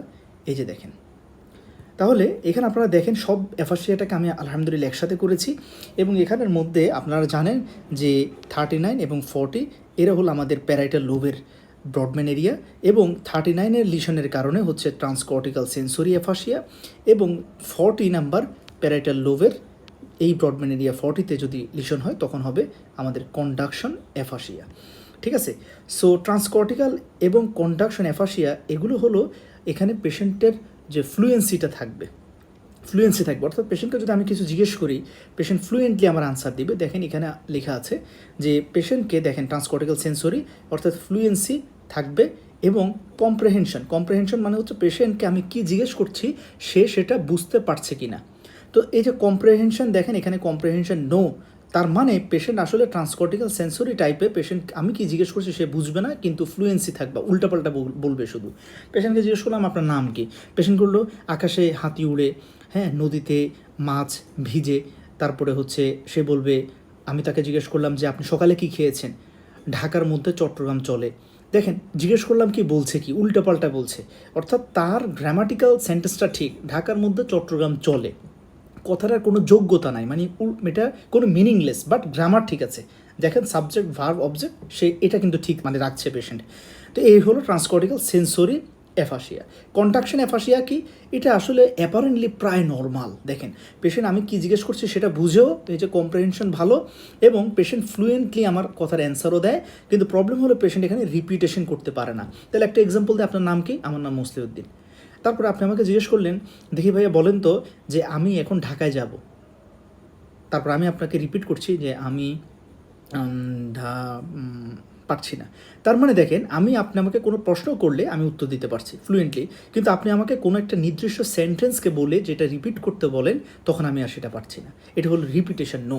তাহলে আমরা বুঝলাম যে আমাদের যে ডমিন্যান্ট প্যারাইটাল লোবে লিশনের কারণে আমাদের দুই ধরনের অ্যাফাসিয়া হয়, একটা ট্রান্সকর্টিক্যাল সেন্সরি আর একটা হলো কন্ডাকশন অ্যাফাসিয়া। ট্রান্সকর্টিক্যাল সেন্সরি অ্যাফাসিয়াটা কেন হয়, ব্রডব্যান্ড এরিয়া 39-এ লিশনের কারণে, আর যে কন্ডাকশন অ্যাফাসিয়া সেটা কেন হয়, ব্রডব্যান্ড এরিয়া 40-তে লিশনের কারণে কন্ডাকশন। ক্লিয়ার? তাহলে আলহামদুলিল্লাহ এটা সাবধান, এটা মাথায় রাখবেন। সবাই মনে করে কি যে প্যারাইটাল লোবের যে অ্যাফাসিয়া এটা ভার্নিক্স, নো, ভার্নিক্স অ্যাফাসিয়া যেটা দেখেন, ভার্নিক্স অ্যাফাসিয়া যেটাকে আমরা বলি যে সেন্সরি অ্যাফাসিয়া, যেটাকে আমরা বলি সেন্সরি অ্যাফাসিয়া বা রিসেপটিভ অ্যাফাসিয়া বা ভার্নিক্স অ্যাফাসিয়া, তিনটা নাম আপনারা একসাথে লিখে রাখেন, স্যাররা বিভিন্নভাবে আপনাকে জিজ্ঞেস করতে পারে। তো এটা অ্যাকচুয়ালি হয় আমাদের টেম্পোরাল লোবের লিশনের কারণে, এই যে ডমিনেন্ট টেম্পোরাল অর্থাৎ হলো লেফট টেম্পোরাল লোবের লিশনের কারণে, এবং ব্রডব্যান্ড এরিয়া কত 22। ওকে, তাহলে এটা যাতে আপনাদের আর ঝামেলা না হয়, তো আমি আপনাদেরকে একটু ডায়াগ্রামটা দেখাই। এই যে দেখেন এখানে আপনারা একটু ডায়াগ্রামটা দেখেন, তাহলে বিষয়গুলো স্বচ্ছ ধারণা হয়ে গেলে ইনশাল্লাহ একবার আর আপনার কনফিউশনটা হবে না। এই যে দেখেন এখানের মধ্যে এই যে এরিয়া নাম্বার 22 এটা হলো ভার্নিক্স অ্যাফাসিয়ার জন্য দায়ী, আর এই যে 39-40 এই দুটো হলো ট্রান্সকর্টিক্যাল সেন্সরি এবং কন্ডাকশন অ্যাফাসিয়ার জন্য দায়ী। ঠিক আছে, তাহলে আলহামদুলিল্লাহ আপনার বিষয়টা ক্লিয়ার, যে এখানে আপনাকে আর উল্টাপাল্টা কিছু বলার দরকার নেই। এরপরে আসেন আমরা আমাদের ডেভিডসনে আসি। এখন আপনাদের মাথায় প্রশ্ন আসতে পারে যে ভাইয়া আমাদের তো প্যারাইটাল এরিয়া দুটো, একটা রাইট সেরেব্রাল হেমিস্ফিয়ার, একটা লেফট, এখন কোনটাতে লিশন হলে অ্যাফাসিয়া হবে, কারণ দুই পাশেই তো প্যারাইটাল লোব আছে, এক্স্যাক্টলি দুপাশেই তো আছে। এখন দেখেন এটার জন্য আপনারা ডেভিডসনটা রিলাই করবেন। ডেভিডসনে সরাসরি লেখা দেখেন যে এখানে ডিসফাসিয়া বা অ্যাফাসিয়া এটা বেশি হবে কখন, পেশেন্টের ডমিনেন্ট প্যারাইটাল লোবে, অর্থাৎ আমার আপনার জন্য সাধারণ যারা ডানহাতি তাদের জন্য লেফট প্যারাইটাল লোবের ব্রডম্যান এরিয়া নাম্বার 39 এবং 40-তে যদি লিশন হয় due to ischemia or infarction or any other cause, তাহলে পেশেন্টের এই অ্যাফাসিয়াটা হবে। এই কথাটা এখানে সরাসরি দেখেন লেখা আছে। ওকে, এবার আসেন যে আমাদের প্যারাইটাল লোবের আর কি কি ব্রডব্যান্ড এরিয়া আছে। এই যে ব্রডব্যান্ড এরিয়া নাম্বার যে 39, যেটা আপনাদেরকে অলরেডি বললাম যে ক্যালকুলেশনের জন্য আমাদের ব্রডব্যান্ড এরিয়া নাম্বার 39 প্রয়োজন। ব্রডব্যান্ড এরিয়া নাম্বার 39, এই যে দেখেন, এই যে এটা এই 39, এটা হচ্ছে ক্যালকুলেশনের জন্য, এবং কোন কোন পাশের ডমিনেন্ট অর্থাৎ লেফট সেরেব্রাল হেমিস্ফিয়ারের। ঠিক আছে, এটাতে ঝামেলা হলে পেশেন্টের ক্যালকুলেশন করতে পারবে না। তাহলে আপনারা দুটো আলহামদুলিল্লাহ বুঝতে পারলেন। তার মানে দেখেন এই যে প্যারাইটাল লোবের ভালো করে বুঝেন, এক একটা ফাংশন এক একটা ব্রডব্যান্ড এরিয়ার সাথে রিলেটেড। তাহলে ডিসফাসিয়া গেল, অ্যাপাসিয়া গেল। এখন আসেন ডিসলেক্সিয়া এটা একটু কমপ্লেক্স। ডিসলেক্সিয়া এটা হচ্ছে মাল্টিপল এখানে লোব আমাদের ইনভলভড। যেমন দেখেন এই যে প্যারাইটাল লোব অর্থাৎ যে আমাদের ডমিনেন্ট প্যারাইটাল লোবের ডিসলেক্সিয়া হচ্ছে, ঠিক একই সাথে আমাদের ডমিনেন্ট টেম্পোরাল লোব, এই যে দেখেন ডমিনেন্ট টেম্পোরাল লোবের কারণে ডিসলেক্সিয়া হচ্ছে। তার মানে ডিসলেক্সিয়ার সাথে আমাদের দুটো লোব জড়িত, একটা হলো যে ডমিনেন্ট প্যারাইটাল অর্থাৎ লেফট প্যারাইটাল, আর একটা হলো ডমিনেন্ট টেম্পোরাল অর্থাৎ লেফট টেম্পোরাল। তো ডিসলেক্সিয়া মানে হলো যে এই পেশেন্টটা উনি কোনো কিছু পড়তে দিলে পড়তে পারবে না, ওনার কাছে মনে হবে লেটারগুলো উল্টাপাল্টা হয়ে আছে। অর্থাৎ দেখেন আমি যদি আপনাদেরকে একটা ছবি দেখাই ডিসলেক্সিয়ার,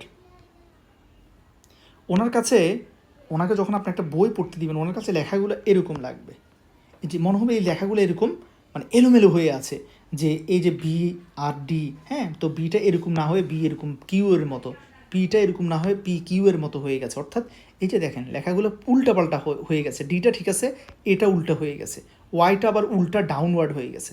এই যে একটা মিস অ্যালাইনমেন্ট, সেই লেখাগুলো বুঝতে পারবে না, এটাকে আমরা বলি ডিসলেক্সিয়া। ঠিক আছে, আচ্ছা, তাহলে এই গেল আমাদের ডিসলেক্সিয়া। তাহলে আমরা দেখলাম ডিসলেক্সিয়ার জন্য দুটো লোব দায়ী।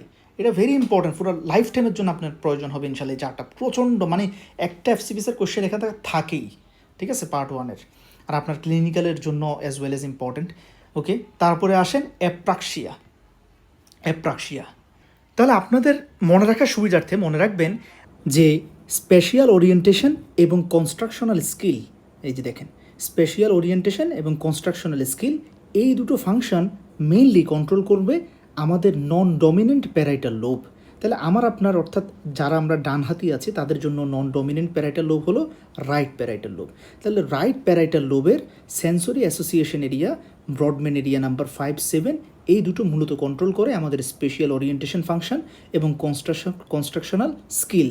তার মানে এই যে রাইট প্যারাইটাল লোবের ব্রডম্যান এরিয়া নাম্বার 5-7-এ যদি লিশন হয় তাহলে আমাদের স্পেশিয়াল ওরিয়েন্টেশনটা নষ্ট হয়ে যাবে, এটাকে আমরা বলি স্পেশিয়াল ডিসওরিয়েন্টেশন।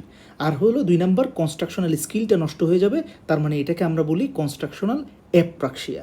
সাথে আরেকটা হয় এখানে, সেটা হলো ড্রেসিং অ্যাপ্রাক্সিয়া। অর্থাৎ এই যে 5-7, এই 5-7 এরিয়াটা আমাদের কোন পাশের হবে, যে রাইট প্যারাইটাল লোবে। ঠিক আছে, এখন আসেন কনস্ট্রাকশনাল অ্যাপ্রাক্সিয়া জিনিসটা কি। কনস্ট্রাকশনাল অ্যাপ্রাক্সিয়া এটা মানে হলো যে পেশেন্টকে আপনি যখন একটা মানে মোটামুটি কমপ্লেক্স স্ট্রাকচার আঁকতে দিবেন, হ্যাঁ, তিনি সেটা আঁকতে পারবে না। দেখেন আমি পেশেন্টকে বলেছি এটা হচ্ছে ডক্টর এঁকে দিয়েছেন, তাকে এরকম একটা স্টার এঁকে দিয়েছে, কিন্তু পেশেন্ট এটাকে বলে দেন বাবা আপনি এটা দেখে দেখে আঁকেন, সে আঁকছে কীরকম দেখেন, সে বুঝতে পারছেন। এটার কারণ কি হয়েছে, স্পেশিয়াল ওরিয়েন্টেশন আমি বলেছি। অর্থাৎ এই যে স্টারটা আমি আর আপনি, এই স্টারটা দেখে আমরা বুঝে গেছি যে স্টারটার একটা মাথা থেকে আরেকটা মাথা কত দূরে, আমি কতটুকু উপরে উঠাবো, কতটুকু নিচে নামাবো। এই কারণে আমি আপনি ক্যালকুলেশনটা অর্থাৎ এই যে ভিজুয়াল স্পাশিয়াল চোখে দেখে একটা অনুমান করা যে আমি কলমটা কতটুকু উপরে উঠাবো, কতটুকু নিচে নামাবো, কতটুকু ডানে যাবো, এই যে একটা অনুমান করে ফেলতে পারছি, এই অনুমানটা কে করছে, আমাদের রাইট প্যারাইটাল লোবের সেন্সরি অ্যাসোসিয়েশন এরিয়া অর্থাৎ ব্রডম্যান এরিয়া 5-7।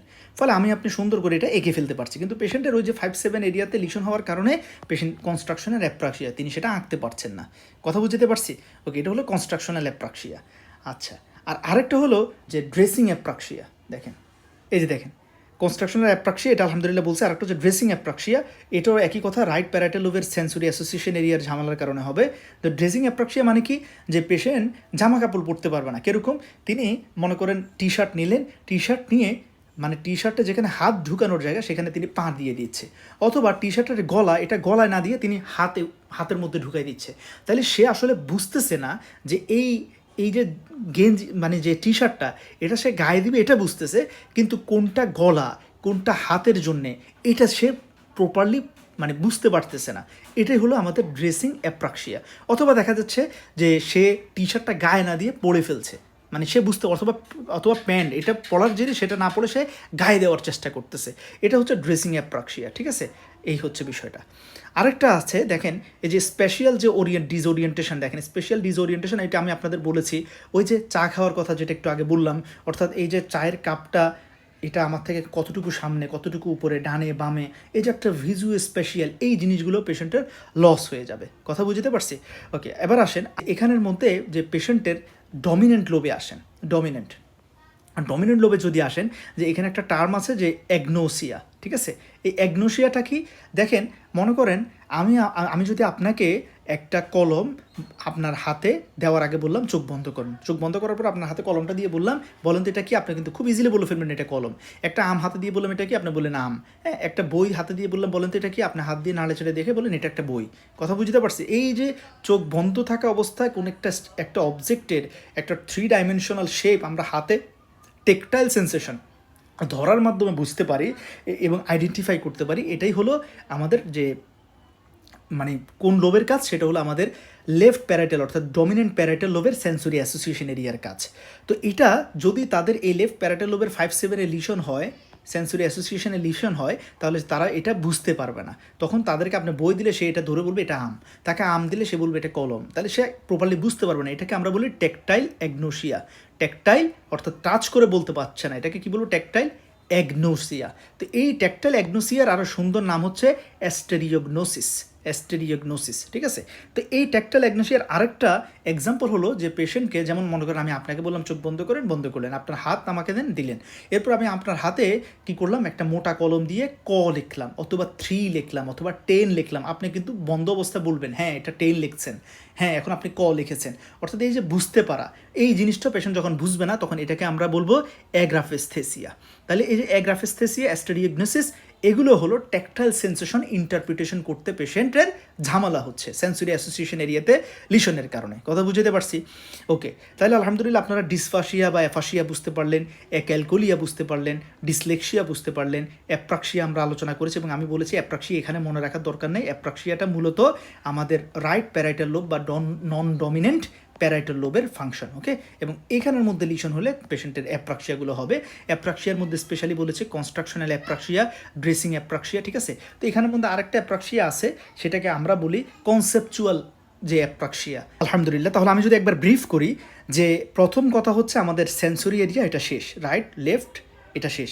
এরপরে আসেন যে প্যারাইটাল লোবের বাকি যে ব্রডম্যান এরিয়াগুলো তাদেরকে আমরা আলাদা আলাদা করেছি, যে রাইট প্যারাইটাল লোব আরেকটা হচ্ছে লেফট প্যারাইটাল লোব।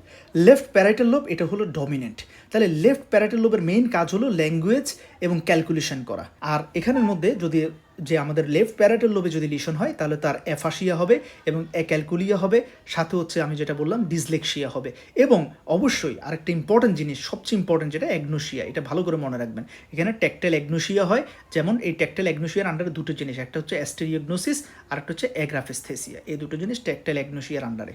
ওকে, এখানে আপনারা ট্যাকটাইল লিখে দেন। আর রাইট প্যারাইটাল লোবের মেইন কাজ হলো কনস্ট্রাকশনাল স্কিল এবং স্পেশিয়াল ওরিয়েন্টেশন, ওই যে চোখে দেখে দূরত্ব অনুমান করা। যেমন আমি যদি আপনাকে বলি যে আপনি দরজাটা দিয়ে বের হয়ে যান, আপনি সুন্দর করে বের হওয়ার সময় দরজা দিয়ে আস্তে বের হয়ে যাবেন, কিন্তু এটা কেন পারছেন আপনি, কারণ আপনি জানেন দরজাটা আপনার থেকে কতটুকু দূরে, দরজার যে ডায়ামিটার কত, আপনি কোন দিক দিয়ে যাবেন, এই যে চোখে দেখে অনুমান করে ফেলা দূরত্বটা, 3D যে ডাইমেনশনটা, এটা আপনি খুব সহজে যে ক্যালকুলেশন করতে পারছেন।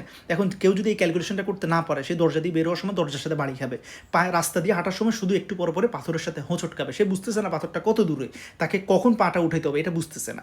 এই বিষয়টাকে বলে স্পেশিয়াল ওরিয়েন্টেশন। ঠিক আছে, আচ্ছা, তো এই যে স্পেশিয়াল ওরিয়েন্টেশন এবং কনস্ট্রাকশনাল এই কাজগুলো করে আমাদের রাইট প্যারাইটাল লোব। ওকে, তাহলে কারো রাইট প্যারাইটাল লোবে যদি লিশন হয় তাহলে তার কনস্ট্রাকশনাল অ্যাপ্রাক্সিয়া হবে এবং স্পেশিয়াল ডিসওরিয়েন্টেশন হবে, ফলে সে কাপের ওই যে চায়ের কাপ থেকে চা খেতে পারবে না, রাস্তায় হাঁটার সময় হোঁচট খাবে, দরজা দিয়ে বেরোর সময় ধাক্কা খাবে, এগুলো হবে। ঠিক আছে, আচ্ছা, এখন আসেন এটা আপনাদের জন্য খুব একটি ইম্পর্টেন্ট না, বাট ভেরি ইন্টারেস্টিং, এখন একবার মুখে বলে দিচ্ছি। সেটা হলো এই যে রাইট অর্থাৎ নন ডমিনেন্ট প্যারাইটাল লোব, এখানে লিশন হলে পেশেন্টের একটা সিমটম দেখা দেয়, সেটা হলো যে কন্ট্রাল্যাটারাল সাইড নেগলেক্ট, অর্থাৎ মনে করেন পেশেন্টের কোন লোবে লিশন হলো, এটা হলো রাইট প্যারাইটাল লোবে। এই পেশেন্টটা কী করবে, সে যেহেতু রাইট প্যারাইটাল লোবে তার লিশন, সে কন্ট্রাল্যাটারাল সাইডটাকে নেগলেক্ট করবে, অর্থাৎ তার মানে বডির যে বাম পাশ আছে এটা সে মানে ভুলে যাবে বারবার। তার যে শরীরের বাম সাইড বলতে কিছু একটা আছে এটা সে মালুম থাকবে না, ভুলে যাবে, খেয়ালই করবে না। তাকে ভাত খেতে দিলে সে প্লেটের ডান পাশ থেকে খাবে, শুধু বাম পাশ রেখে দিবে। তাকে আপনি জামা কাপড় পরতে দিলে সে মনে করেন টি শার্টের ডান পাশটা পরবে, বাম পাশটা আর পরতে পারবে না, ভুলে যাবে। অথচ সে কিন্তু তার বাম হাত দেখতে পাচ্ছে। হ্যাঁ, মানে এমন না যে সে বাম হাত দেখে না। তাকে যদি বলেন এটা এই যে আপনার বাম হাত, সে বলবে হ্যাঁ আমি দেখতে পাচ্ছি, কিন্তু সে এটাকে অ্যাভয়েড করবে। কথা বুঝতে পারছি? আচ্ছা, মানে সবসময় এই তার লেফট সাইডটাকে সে অ্যাভয়েড করবে। খুবই মানে কমপ্লেক্স একটা এটা ব্যাপার। এটাকে আমরা বলি নেগলেক্ট অফ কন্ট্রাল্যাটারাল সাইট। ওকে, আচ্ছা, এই বিষয়গুলো হবে। আলহামদুলিল্লাহ, তাহলে এখন আমরা ইনশাল্লাহ টেম্পোরাল লোব নিয়ে কথা বলছি। তাহলে ঠিক একইভাবে আমাদের টেম্পোরাল লোব কয়টা? দুইটা। একটা হলো আমাদের লেফট সেরেব্রাল হেমিস্ফিয়ারের টেম্পোরাল লোব, আরেকটা হলো একইভাবে আমাদের রাইট সেরেব্রাল হেমিস্ফিয়ারের টেম্পোরাল লোব। ঠিক আছে? আচ্ছা, তো এখন আসেন যে প্রথমে আমরা আপনাদেরকে একটু বিডি চৌরাশিয়াতে দেখাই। দেখেন এখানে বিডি চৌরাশিয়াতে যেটা করলো, যে টেম্পোরাল লোবে খুব সিম্পলি জাস্ট ওনারা দুটো ফাংশনাল রিজিয়ন ভাগ করছে। একটা হলো অডিও সেন্সরি, এই যে দেখেন, একটা হলো অডিও সেন্সরি এরিয়া, মানে এটা হলো জাস্ট আমরা একটা সাউন্ড আমাদের ব্রেইনে পারসিভ করবে, অর্থাৎ একটা সাউন্ড যে আমার মাথায় আসছে এটা শুধু আমি রিসিভ করা। তো এটা হলো ব্রডব্যান্ড এরিয়া নাম্বার 41 এবং 42। কথা বুঝতে পারছি? তাহলে দেখেন, মানে হচ্ছে এই যে আমি কথা বলছি এটা আপনার কানের মাধ্যমে, অর্থাৎ আমাদের যে ইন্টারনাল এয়ার হয়ে, আপনার যে ককলিয়া হয়ে আপনার ব্রেইনের এই যে টেম্পোরাল লোবের ব্রডব্যান্ড এরিয়া নাম্বার 41 এবং 42-তে পৌঁছাচ্ছে, এবং আপনি বুঝতে পারছেন একটা সাউন্ড আপনার মাথায় যাচ্ছে। কিন্তু এটা যে মোসলে ভাইয়ের কথা এবং উনি কী বলছে, এই যে আমার যে ভয়েসের পিচ, টোনালিটি, এই বিষয়গুলো কিন্তু এই যে 41 42 বুঝতে পারে না। ও জাস্ট বুঝবে একটা সাউন্ড আসছে, বাস, এর দূরে তার কাজ শেষ। এখন দেখেন এই যে 41 42 এটা লেফট টেম্পোরাল লোবে যেরকম, এবং একই সাথে রাইট টেম্পোরাল লোব, দুই পাশেরই আপনার 41 42 এর কাজ হলো জাস্ট সাউন্ডটাকে পারসিভ করা। ওকে, তাহলে এই যে reception and perception of isolated auditory impression বা অডিটরি ইম্পালস। ওকে, এতটুকুতেই তার কাজ শেষ। আচ্ছা, এরপরে দেখেন আমাদের 2 নম্বর যে ফাংশনাল রিজিয়ন, সেটা হলো, এটাকে আমরা আরেকটা কালার দিই, যে অডিও সাইকিক এরিয়া। তো এই যে অডিও সাইকিক এরিয়া, এখানে যেরকম সিম্পলি জাস্ট একটা ব্রডব্যান্ড এরিয়া নাম্বার 22 দিয়ে দিল, বাট এখানে কিন্তু আমরা অনেক ইনফরমেশন মিস আছে। সো এই যে অডিও সাইকিক যে রিজিয়নটা, এটা আমরা আপনাদেরকে ইনশাল্লাহ ডেভিডসন থেকে দেখাচ্ছি। দেখেন, তাহলে এই যে একই কথা, এই সেই আমাদের এফসিপিএসের জন্য ভেরি ইম্পর্ট্যান্ট যে চার্টটা, এখানে দেখেন এই যে টেম্পোরাল লোব, এই টেম্পোরাল লোবটাকেও আমরা ঠিক দুই ভাগে ভাগ করেছি, অর্থাৎ ডমিনেন্ট। তো ডমিনেন্ট মানে কি? ডমিনেন্ট মানে হলো আমাদের জন্য লেফট টেম্পোরাল লোব, আর আরেকটা হলো নন ডমিনেন্ট। তো নন ডমিনেন্ট মানে কি? সাধারণ মানুষের জন্য রাইট টেম্পোরাল লোব। ওকে, এখন দেখেন লেফট টেম্পোরাল লোব এবং রাইট টেম্পোরাল লোবের কাজের মধ্যে কিছু জিনিস মিল আছে, কিছু জিনিস আলাদা। যেমন দেখেন, আমরা প্রথমে আপনাদেরকে মিলগুলো বলি। যেমন রাইট এবং লেফট বোথ টেম্পোরাল লোবের ব্রডব্যান্ড এরিয়া নাম্বার 41 42, যেটা একটু আগে বললাম, এই দুজনের কাজ হলো জাস্ট একটা অডিটরি ইম্পালসকে পারসিভ করা। দেখেন, এটা অডিটরি পারসেপশন এখানেও আছে এবং এই যে এখানেও আছে। ঠিক আছে? ওকে, এবার আসেন 2 নাম্বার, যেটা সিমিলারিটি, দুইটা টেম্পোরাল লোবেরই একই কাজ। 2 নাম্বার কি? স্মেল। এবং 3 নাম্বার হলো ব্যালেন্স। দেখেন, স্মেল এবং ব্যালেন্স এখানেও আছে, এবং আমাদের এই যে রাইট টেম্পোরাল লোব, সেখানেও স্মেল এবং ব্যালেন্স এখানেও আছে। এখন আসেন তাহলে আলহামদুলিল্লাহ আমরা স্মেল এবং ব্যালেন্স নিয়ে একটু কথা বলি। তো প্রথমে কি হয়, একটা অলফেকশন, অর্থাৎ যে কোনো একটা ঘ্রাণ, সুগন্ধি, এই স্টিমুলাইটা আমাদের যে নেজাল মিউকোসার যে রুফ, হ্যাঁ, আমাদের নোজের রুফে থাকা অলফেক্টরি নার্ভ ফাইবারগুলো রিসিভ করে। পরে সেখান থেকে সেটা অলফেক্টরি নার্ভের মাধ্যমে অলফেক্টরি বাল্বে আসে, সেখান থেকে অলফেক্টরি ট্র্যাক্টে আসে, সেই অলফেক্টরি ট্র্যাক্টটা আমাদের এই প্রাইমারি অলফেক্টরি কর্টেক্সে এসে ওরা কি হয়, তাদের যাত্রাপথ শেষ করে। তো এই যে প্রাইমারি অলফেক্টরি কর্টেক্স, হ্যাঁ, যে কথাটা আমি বললাম, এই যে দেখেন প্রাইমারি অলফেক্টরি কর্টেক্স, এটাকে কোথায় দেখা যাচ্ছে? এই যে এটা হলো আমাদের মিডিয়াল সারফেসে এই যে এই জায়গাটুকু। তাহলে ব্রডব্যান্ড এরিয়া নাম্বার 28, অর্থাৎ আমাদের টেম্পোরাল লোবের সামনের দিকে মিডিয়াল আসপেক্টে ব্রডব্যান্ড এরিয়া নাম্বার 28, এটা হলো অলফেক্টরি এরিয়া। ওকে, তো এই জায়গার ব্লাড সাপ্লাই মূলত আমার মিডল সেরেব্রাল আর্টারি এবং পোস্টেরিয়র সেরেব্রাল আর্টারি দুজনেই দিয়ে থাকে, ঠিক আছে। এই যে যদি আপনারা এখানে খেয়াল করেন, এই যে রেড কালার এটা হলো আমাদের মিডল সেরেব্রাল আর্টারি, আর যেটা ব্লু কালার এটা হলো পোস্টেরিয়র সেরেব্রাল আর্টারি। তো এই জায়গাটাতে মিডিয়াল আসপেক্টে এটা দুটোই, অর্থাৎ ওয়াটার শেড লাইনের মতো দুটো সেরেব্রাল আর্টারি থেকে ওরা পারফিউশন পেয়ে থাকে। তাহলে দেখেন এটা ঠিক যেরকম আমাদের লেফট সেরেব্রাল হেমিস্ফিয়ার, ঠিক একইভাবে রাইট সেরেব্রাল হেমিস্ফিয়ারের এই olfactory, primary olfactory cortex, broadband area number 28, এরা কী করে আমাদের এই যে কোনো ঘ্রাণ স্টিমুলাইটাকে ওরা কী করে রিসিভ করে। এই কারণেই বলছে স্মেল। ওকে, আচ্ছা, তাহলে আলহামদুলিল্লাহ স্মেলের বিষয়টা আপনাদের ক্লিয়ার। একই সাথে আসেন যে আরেকটা হলো আমাদের ব্যালেন্স। হ্যাঁ, স্মেল এবং যে ব্যালেন্স বললাম, এখন আপনারা জানেন আমাদের ব্যালেন্সের জন্য মূলত আসলে কোন স্ট্রাকচারটা দায়ী। আমাদের ব্যালেন্সিংয়ের জন্য প্রথম হচ্ছে আমাদের দেখতে হবে একটা জিনিস, যে ভিজুও স্পেশিয়াল, অর্থাৎ আমি চোখে দেখতে হবে আমি কোন দিকে যাব। তাহলে ব্যালেন্সের জন্য আসলে ব্রেইনের কোনো নির্দিষ্ট লোব না, এখানে মাল্টিপল লোব জড়িত। যেমন প্রথমে দেখতে হবে, তাহলে হচ্ছে আমাদের যে অক্সিপিটাল লোব, হ্যাঁ, অক্সিপিটাল যে ভিজুয়াল কর্টেক্স, ওই যে রিজিয়নটা আমাদের লাগবে। তারপরে এই যে ক্যালকুলেশন করতে হবে, ভিজুও স্পেশিয়াল যে পারসেপশন, এটার জন্য আমি কি বলেছি, parietal lobe, right parietal lobe, তাহলে সেটা লাগবে। হ্যাঁ, তারপর আমাদের ব্যালেন্সিংয়ের জন্য কে লাগে, সেরেবেলাম লাগে, আর কে লাগে, আমাদের বেজাল গ্যাংলিয়া লাগে। কেমন, তাহলে এই যে মাল্টিপল লোব লাগে।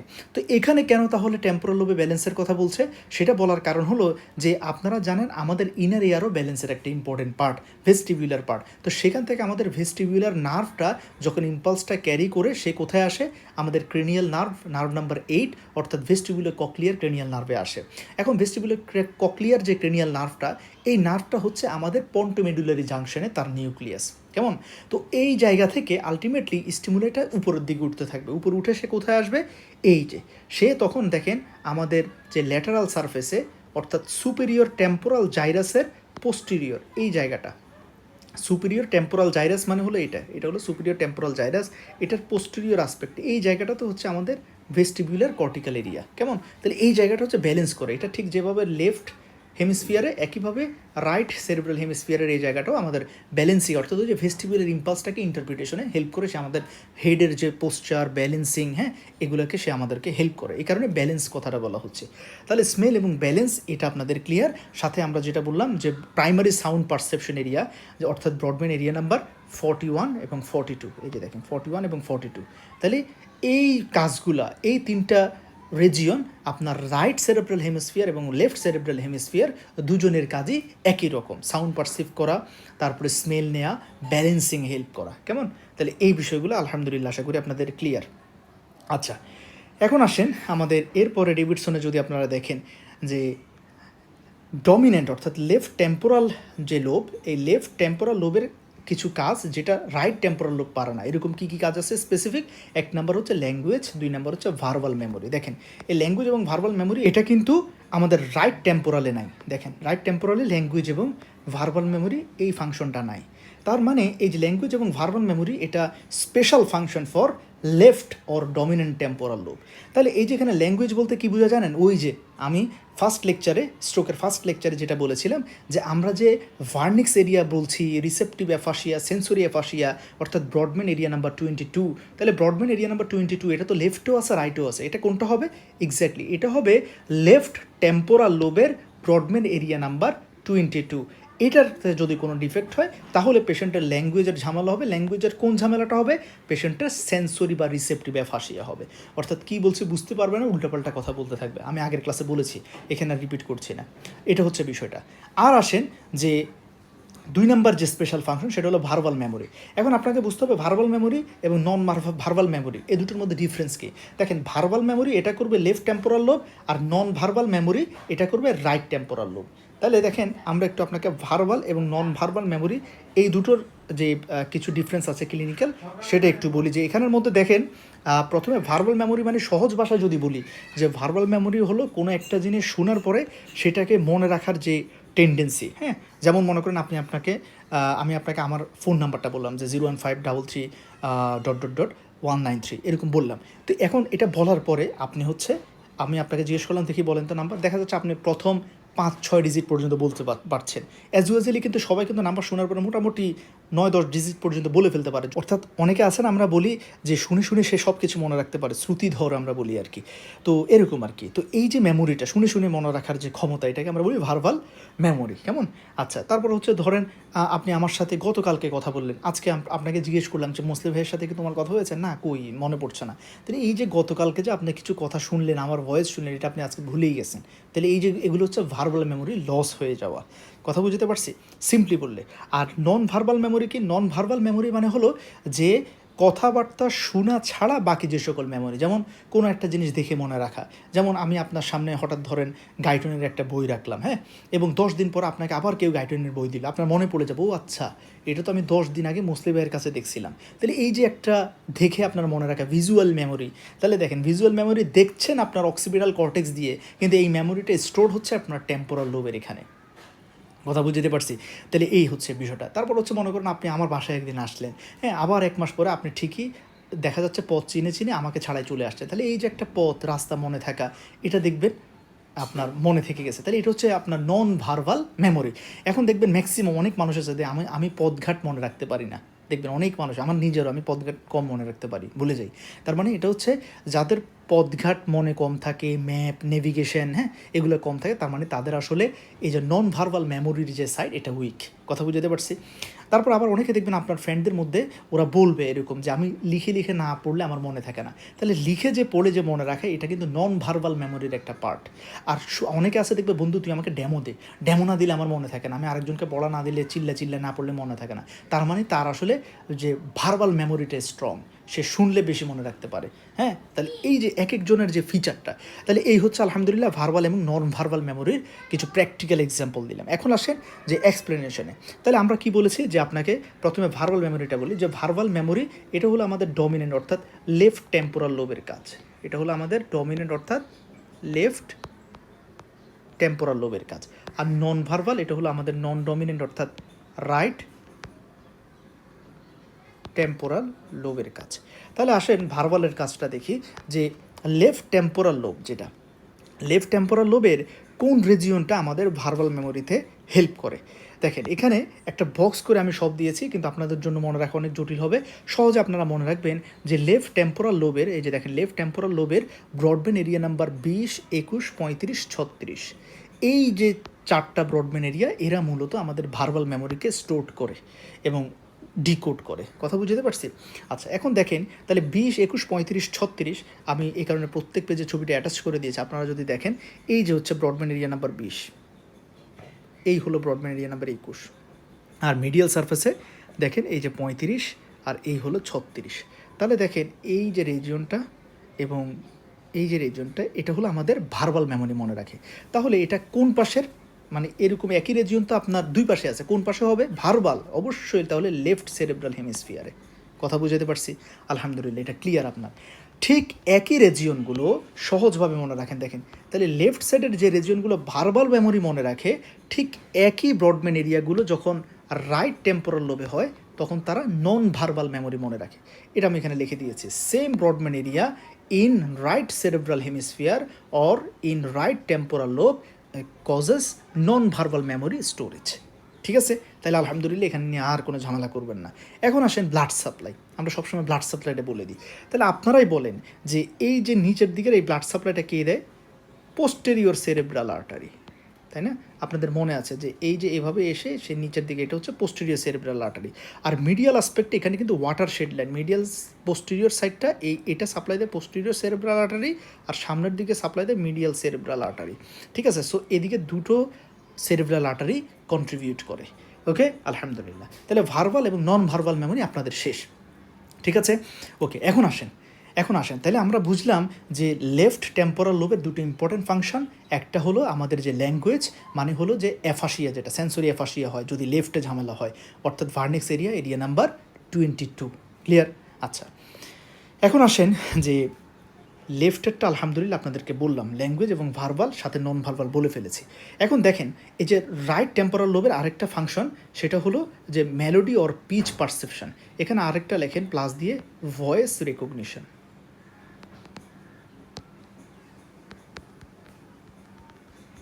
Voice recognition. তাহলে একটু দেখেন তো, এই যে নন ভার্বাল মেমোরি এবং melody, pitch and voice recognition, এটা কিন্তু শুধুমাত্র রাইট টেম্পোরাল লোবের ফাংশন। দেখেন এই ফাংশন দুটো কিন্তু এখানে নাই, তার মানে এরা হলো রাইট টেম্পোরাল লোবের স্পেসিফিক ফাংশন। কথা বুঝতে পারছি? তাহলে আমরা নন ভার্বাল মেমোরি আলোচনা করছি, এখন আসেন যে ভয়েস রেকগনিশন এবং মেলোডি অ্যান্ড পিচ এটা কিভাবে হয়। দেখেন একদম ইজি ইনশাল্লাহ। প্রথমে আমি ভয়েস রেকগনিশনটা একটু বলি। তো দেখেন ভয়েস রেকগনিশনের জন্যে তাহলে প্রথমে ঠিক করতে হবে কোন পাশ, রাইট না লেফট। তাহলে আমি প্রথমেই বললাম যে ভয়েস রেকগনিশন, পিচ, মেলোডি এগুলো হলো রাইট, অর্থাৎ নন ডমিনেন্ট, তার মানে আমাদের right temporal lobe, right temporal lobe. এখন এই রাইট টেম্পোরাল লোবের কোন কোন ব্রডব্যান্ড এরিয়া, দেখেন ব্রডব্যান্ড এরিয়া নাম্বার 21 এবং 38। তাহলে ল্যাটারাল সারফেসে দেখা যাচ্ছে এই যে টেম্পোরাল যে পোল সামনের দিকে, এই যে 21 নম্বর ব্রডব্যান্ড এরিয়া, এবং মিডিয়াল সারফেসে তাও টেম্পোরাল পোলের দিকে সামনের দিকে এই যে 38 নম্বর এরিয়া। তাহলে এই যে 21, 38 এবং সাথে কিছু পরিমাণে ব্রডব্যান্ড এরিয়া নাম্বার 22। ওকে, তাহলে এই যে আমাদের right cerebral hemisphere, right temporal লোবের ব্রডব্যান্ড এরিয়া নাম্বার 21, 38 এবং সাথে 22, এই তিনটা রিজন ভয়েস রেকগনিশন করে। অর্থাৎ এই যে আমার কথাটা শোনার পর থেকে এখন আমার ভয়েস যখনই শুনবেন আপনি কিন্তু বলতে পারবেন যে এটা মুসলিম ভাইয়ের ভয়েস, অথবা আপনার বাবার কথা। আপনি যদি চোখ বন্ধ করে রাখেন, আপনার বাবা কথা বললে আপনি কিন্তু বুঝবেন ও আব্বু কথা বলছে, অথবা ও হ্যাঁ এটা আম্মু কথা বলছে, অথবা ওই এটা আমার ওই কাজিন কথা বলছে। এই যে ভয়েস রেকগনিশন করা, স্পেশালি হিউম্যান ভয়েস, হ্যাঁ, অ্যাকসেপ্ট মিউজিক, মেলোডি, হ্যাঁ, অর্থাৎ গানের যে সাউন্ড, এটার জন্য আলাদা একটা ব্রডব্যান্ড এরিয়া আছে, আমি একটু পরে বলছি। কথা বুঝতে পারছি? আলহামদুলিল্লাহ। এখন আপনারা বলেন ব্লাড সাপ্লাই। তাহলে এই যে সামনের দিকে এই যে ব্রডব্যান্ড এরিয়া নাম্বার 21, এখানে ব্লাড সাপ্লাই কে দেয়? এখানে হচ্ছে ওয়াটার শেড লাইন, অর্থাৎ এই যে উপরের দিকে হচ্ছে মিডল সেরেব্রাল আর্টারি আর নিচের দিকে হলো পোস্টেরিয়র সেরেব্রাল আর্টারি। আর মিডিয়াল সারফেসে ব্রডব্যান্ড এরিয়া নাম্বার 38, এই যে এটা টেম্পোরাল পোল, অর্থাৎ একদম সামনের দিকে, এখানে মূলত সাপ্লাই দেয় মিডল সেরেব্রাল আর্টারি। ঠিক আছে, সো এটা আপনাদের জানা আছে। তাহলে মানে কোন ব্লাড ভেসেলসে ঝামেলা হলে ব্রডব্যান্ড এরিয়া নাম্বার 21, 38 ঝামেলা হবে, এটা আপনারা এখন আর বলার দরকার নেই, বুঝে গেছেন আলহামদুলিল্লাহ। এরপরে আসেন যে আমাদের রাইট টেম্পোরাল লোবের আরেকটা ফাংশন, সেটা হলো যে পিচ, হ্যাঁ, স্পেশালি যে মিউজিক্যাল পিচ, মেলোডি, এগুলোকে রেকগনাইজ করা, চিনতে পারা। যেমন মনে করেন আপনি একটা ইসলামী গান শুনলেন, হ্যাঁ, একটা ইসলামী গান শোনার পরে আপনার এটা যখন আপনি আবার 5 বছর 10 বছর পরে শুনবেন, আপনার কিন্তু মনে পড়বো ও এই গানটা তো আমি শুনেছিলাম, এটা সাইফুল্লাহ মনসুর ওনার গান, হ্যাঁ, এরকম আপনি বলতে পারবেন। তাহলে এই যে একটা recognition, specially musical melody and pitch, অথবা কেউ যদি মনে করেন ওই যে আল্লাহ আমার রব এই গজলটা গাচ্ছে, কিন্তু আপনি ধরে ফেলছেন যে তোমার সুর হচ্ছে না, হ্যাঁ, এটা তো সুর অ্যাকচুয়ালি ওরকম। তাহলে এই যে আমাদের একটা পিচ এবং মেলোডির যে একটা মেমোরি, এটা মূলত কী করে, এই একই কথা রাইট টেম্পোরাল লোব। তাহলে রাইট টেম্পোরাল লোবের কোন রিজিয়ন এক্স্যাক্টলি, এটা হচ্ছে আপনাদের মাথা ঘুরাই দিবে। এটা হলো রাইট টেম্পোরাল লোবের ব্রডব্যান্ড এরিয়া নাম্বার 22 এবং তার আশেপাশের জায়গা, অর্থাৎ এই জায়গাটা। তার মানে দেখেন ব্রডব্যান্ড এরিয়া নাম্বার 22 এটা যখন লেফট সাইডে হয়, লেফট টেম্পোরাল লোবে হয়, তখন সে হচ্ছে মূলত আমাদের যে ভার্নিক্স এরিয়া হিসেবে কাজ করে, অর্থাৎ সেন্সরি অ্যাফাসিয়ার জন্য রেসপন্সিবল। কিন্তু সে একই ব্রডব্যান্ড এরিয়া নাম্বার 22 এটা যখন রাইট টেম্পোরাল লোবে হয়, তখন সে হচ্ছে যে sound, pitch, melody, musical memory, এগুলোর জন্য সে রেসপন্সিবল। তাহলে এই কথাটাই দেখেন এখানে আলহামদুলিল্লাহ লেখা আছে। এই যে দেখেন pitch and melody perception, temporal lobe, এটা কোন পাশে হবে? রাইট। তাহলে দেখেন এখানে ব্রডব্যান্ড এরিয়াগুলো একসাথে সব লেখা আছে, যে সব কিছু মিলে হলো আলটিমেটলি ব্রডব্যান্ড এরিয়া নাম্বার 22, কেমন? এটা আপনারা উপরে যেটা বলছে এটা আপনারা নেবেন না, এটাতে কিছু মানে মিসকনসেপশন আছে। আচ্ছা, সো এই বিষয়টা আশা করি আপনাদের ক্লিয়ার আলহামদুলিল্লাহ। তার মানে দেখেন লেফট এবং রাইট টেম্পোরাল লোবের কাজের মধ্যে কিছু তফাৎ আছে। একই ব্রডব্যান্ড এরিয়া, কিন্তু রাইটে হলে এক ধরনের ফাংশন প্লে করে, লেফটে হলে আরেক ধরনের ফাংশন প্লে করে। এই জিনিসটাই আমি আপনাদেরকে বোঝাতে চাচ্ছিলাম। তাহলে এই হলো আলহামদুলিল্লাহ আমাদের টেম্পোরাল লোব নিয়ে মোটামুটি কথাবার্তা। ক্লিয়ার আলহামদুলিল্লাহ। তাহলে এখন আসেন আমাদের সেরিব্রাল কর্টেক্সের লাস্ট লোব, সেটা হলো অক্সিপিটাল লোব। ওকে, তো অক্সিপিটাল লোব কয়টা? সিম্পল, দুইটা, right occipital lobe, left occipital lobe. এখন আসেন যে অক্সিপিটাল লোবে আমরা কী কী ব্রডব্যান্ড এরিয়া পাবো। ঠিক আছে, তো দেখেন আমাদের বিডি 84-তে একদম সিম্পল আলহামদুলিল্লাহ। দেখেন, তো আমরা যে কোনো একটা নিয়ে শুরু করি, হ্যাঁ, অর্থাৎ ধরেন আমরা লেফট সেরেব্রাল অক্সিপিটাল লোব নিয়ে কথা বলছি। ঠিক আছে, লেফট সাইডেরটা। এখন দেখেন এই অক্সিপিটাল লোবের মধ্যে আমরা মূলত দুটো রিজন পাই। একটা হলো আমাদের যে প্রাইমারি ভিজুয়াল এরিয়া, অর্থাৎ যেটাকে অল্টারনেটিভ নেম হচ্ছে ভিজুও সেন্সরি এরিয়া, আরেকটা হলো সেকেন্ডারি ভিজুয়াল এরিয়া বা ভিজুয়াল অ্যাসোসিয়েশন এরিয়া। তাহলে আমরা দেখলাম যে আমাদের অক্সিপিটাল লোবে দুটো রিজিয়ন আছে, একটা হলো প্রাইমারি ভিজুয়াল এরিয়া বা ভিজুও সেন্সরি, আরেকটা হলো সেকেন্ডারি ভিজুয়াল এরিয়া বা ভিজুয়াল অ্যাসোসিয়েশন এরিয়া। তো এই যে প্রাইমারি ভিজুয়াল এরিয়া, এটাকে ব্রডব্যান্ড এরিয়া নাম্বার 17 দিয়ে আমরা আইডেন্টিফাই করি, এবং সেকেন্ডারি ভিজুয়াল এরিয়া বা ভিজুয়াল অ্যাসোসিয়েশন এরিয়া, এটাকে আমরা ব্রডব্যান্ড এরিয়া নাম্বার 18 এবং 19 দিয়ে আইডেন্টিফাই করি। তো এখন আসেন ব্রডব্যান্ড এরিয়া নাম্বার 17, এটার কাজটা কি? এটার কাজ হলো জাস্ট একদম সিম্পল, যে আমার চোখে যখন রেটিনা থেকে কোনো একটা আলো আমাদের এই যে অক্সিপিটাল কর্টেক্সে, মানে যে ভিজুয়াল সেন্সরি এরিয়াতে এসে পড়ছে, অর্থাৎ আমার চোখের সামনে যে অবজেক্টটা আছে, এই অবজেক্টটা জাস্ট আমাদের রেটিনা থেকে পাস করে আমাদের অপটিক পাথওয়েদের মাধ্যমে ওরা আমাদের ভিজুয়াল সেন্সরি এরিয়াতে এসে পড়লো। এখন এটা কি একটা বই, নাকি একটা মানুষ, নাকি একটা বিড়াল, নাকি একটা মোবাইল, এটা কি জিনিস সেটা বোঝার কোনো উপায় নেই এই visual sensory broadband area number 17 দিয়ে।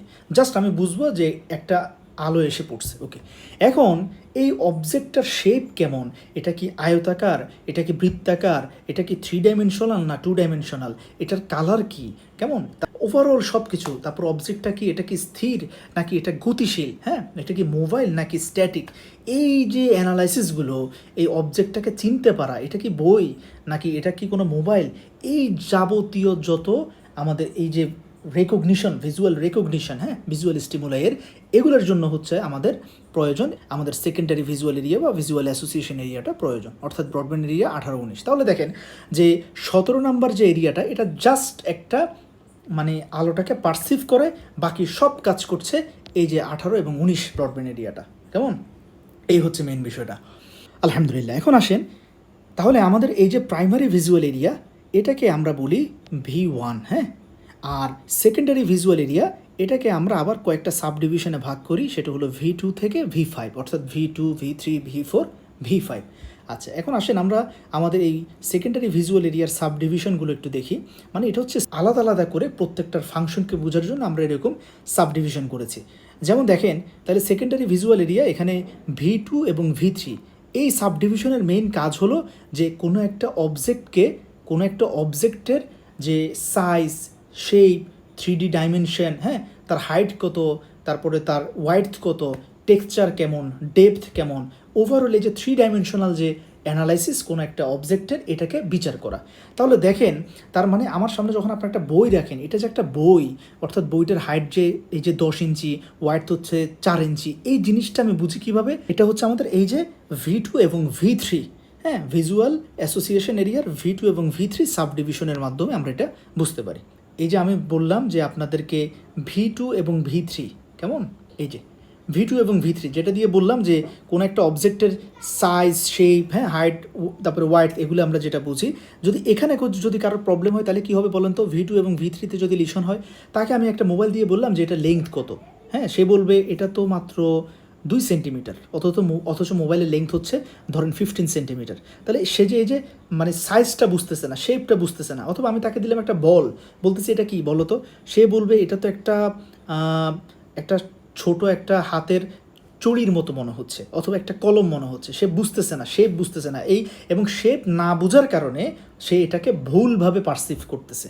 কথা বুঝতে পারছি? তাহলে এটা হলো V2 এবং V3 এর ব্যাপারটা, আশা করি ক্লিয়ার।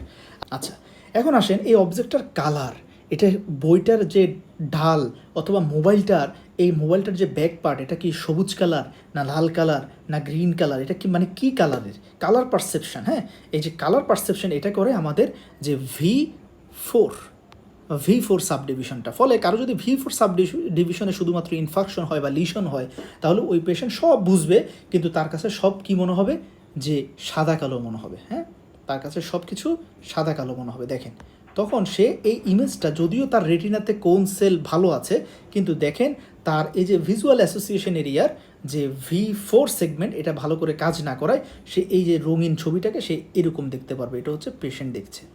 দেখেন, তাহলে এই জিনিসটাকে আমরা কি বলি? ক্রোমাটোপসিয়া। মানে না, সে ক্রোম কালারটা বুঝতে পারছে না। ক্লিয়ার? আচ্ছা, এখন আসেন যে এরপরে আমরা V5 V5 সাবডিভিশনটার কাজ কি? V5-এর ডিভিশনের কাজটা হলো কোনো একটা অবজেক্টের যে মোশনটা বোঝা, মোশন।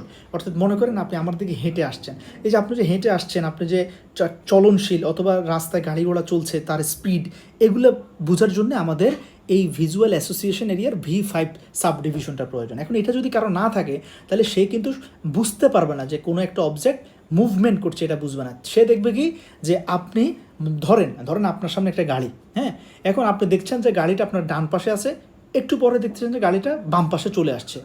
আপনি বলবেন কিরে, গাড়িটা একটু আগে ডানে দেখলাম, এখন লাফ দিয়ে গাড়িটা কেমনে বামে আসলো?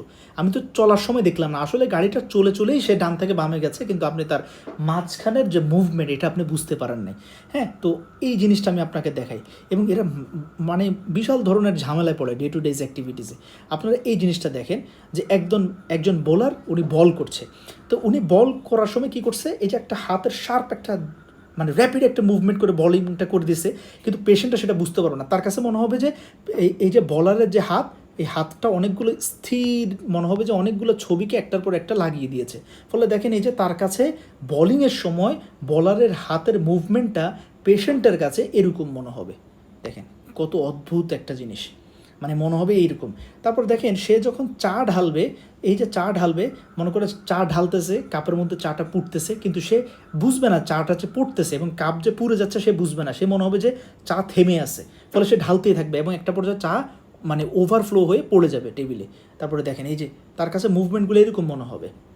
তাহলে এটাকে আমরা বলি কি, এই যে মুভমেন্টটা বুঝতে পারতেছেন, এটাকে আমরা বলি একাইনেটোপসিয়া। এটাকে কি বলি? একাইনেটোপসিয়া। তাহলে এটা কেন হয়? এটা হচ্ছে V5 subdivision of visual association এরিয়াতে যদি লিশন হয় তাহলে ঝামেলাটা হয়। তাহলে এখন এই যে V2 থেকে V3, V4, V5 এগুলো একসাথে আমাদের কোন ব্রডব্যান্ড এরিয়াতের মধ্যে আছে?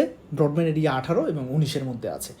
আলহামদুলিল্লাহ, তাহলে আপনারা বুঝলেন যে একটা অবজেক্টকে চিনার জন্যে, হ্যাঁ, একটা অবজেক্টকে বোঝার জন্যে, এটাকে আমরা বলি যে অবজেক্ট রেকগনিশন। এই যে এটা একটা কলম, এটা একটা বই, হ্যাঁ, তারপরে এটা একটা মানুষ, এটা বোঝার জন্য আমাদের তাহলে মেইনলি প্রয়োজন কোনটা? ভিজুয়াল অ্যাসোসিয়েশন এরিয়া, হ্যাঁ, অর্থাৎ ব্রডব্যান্ড এরিয়া 18-19। কেমন? এটা আমাদের রাইট সাইডও যেমন প্রয়োজন, লেফট সাইডও প্রয়োজন।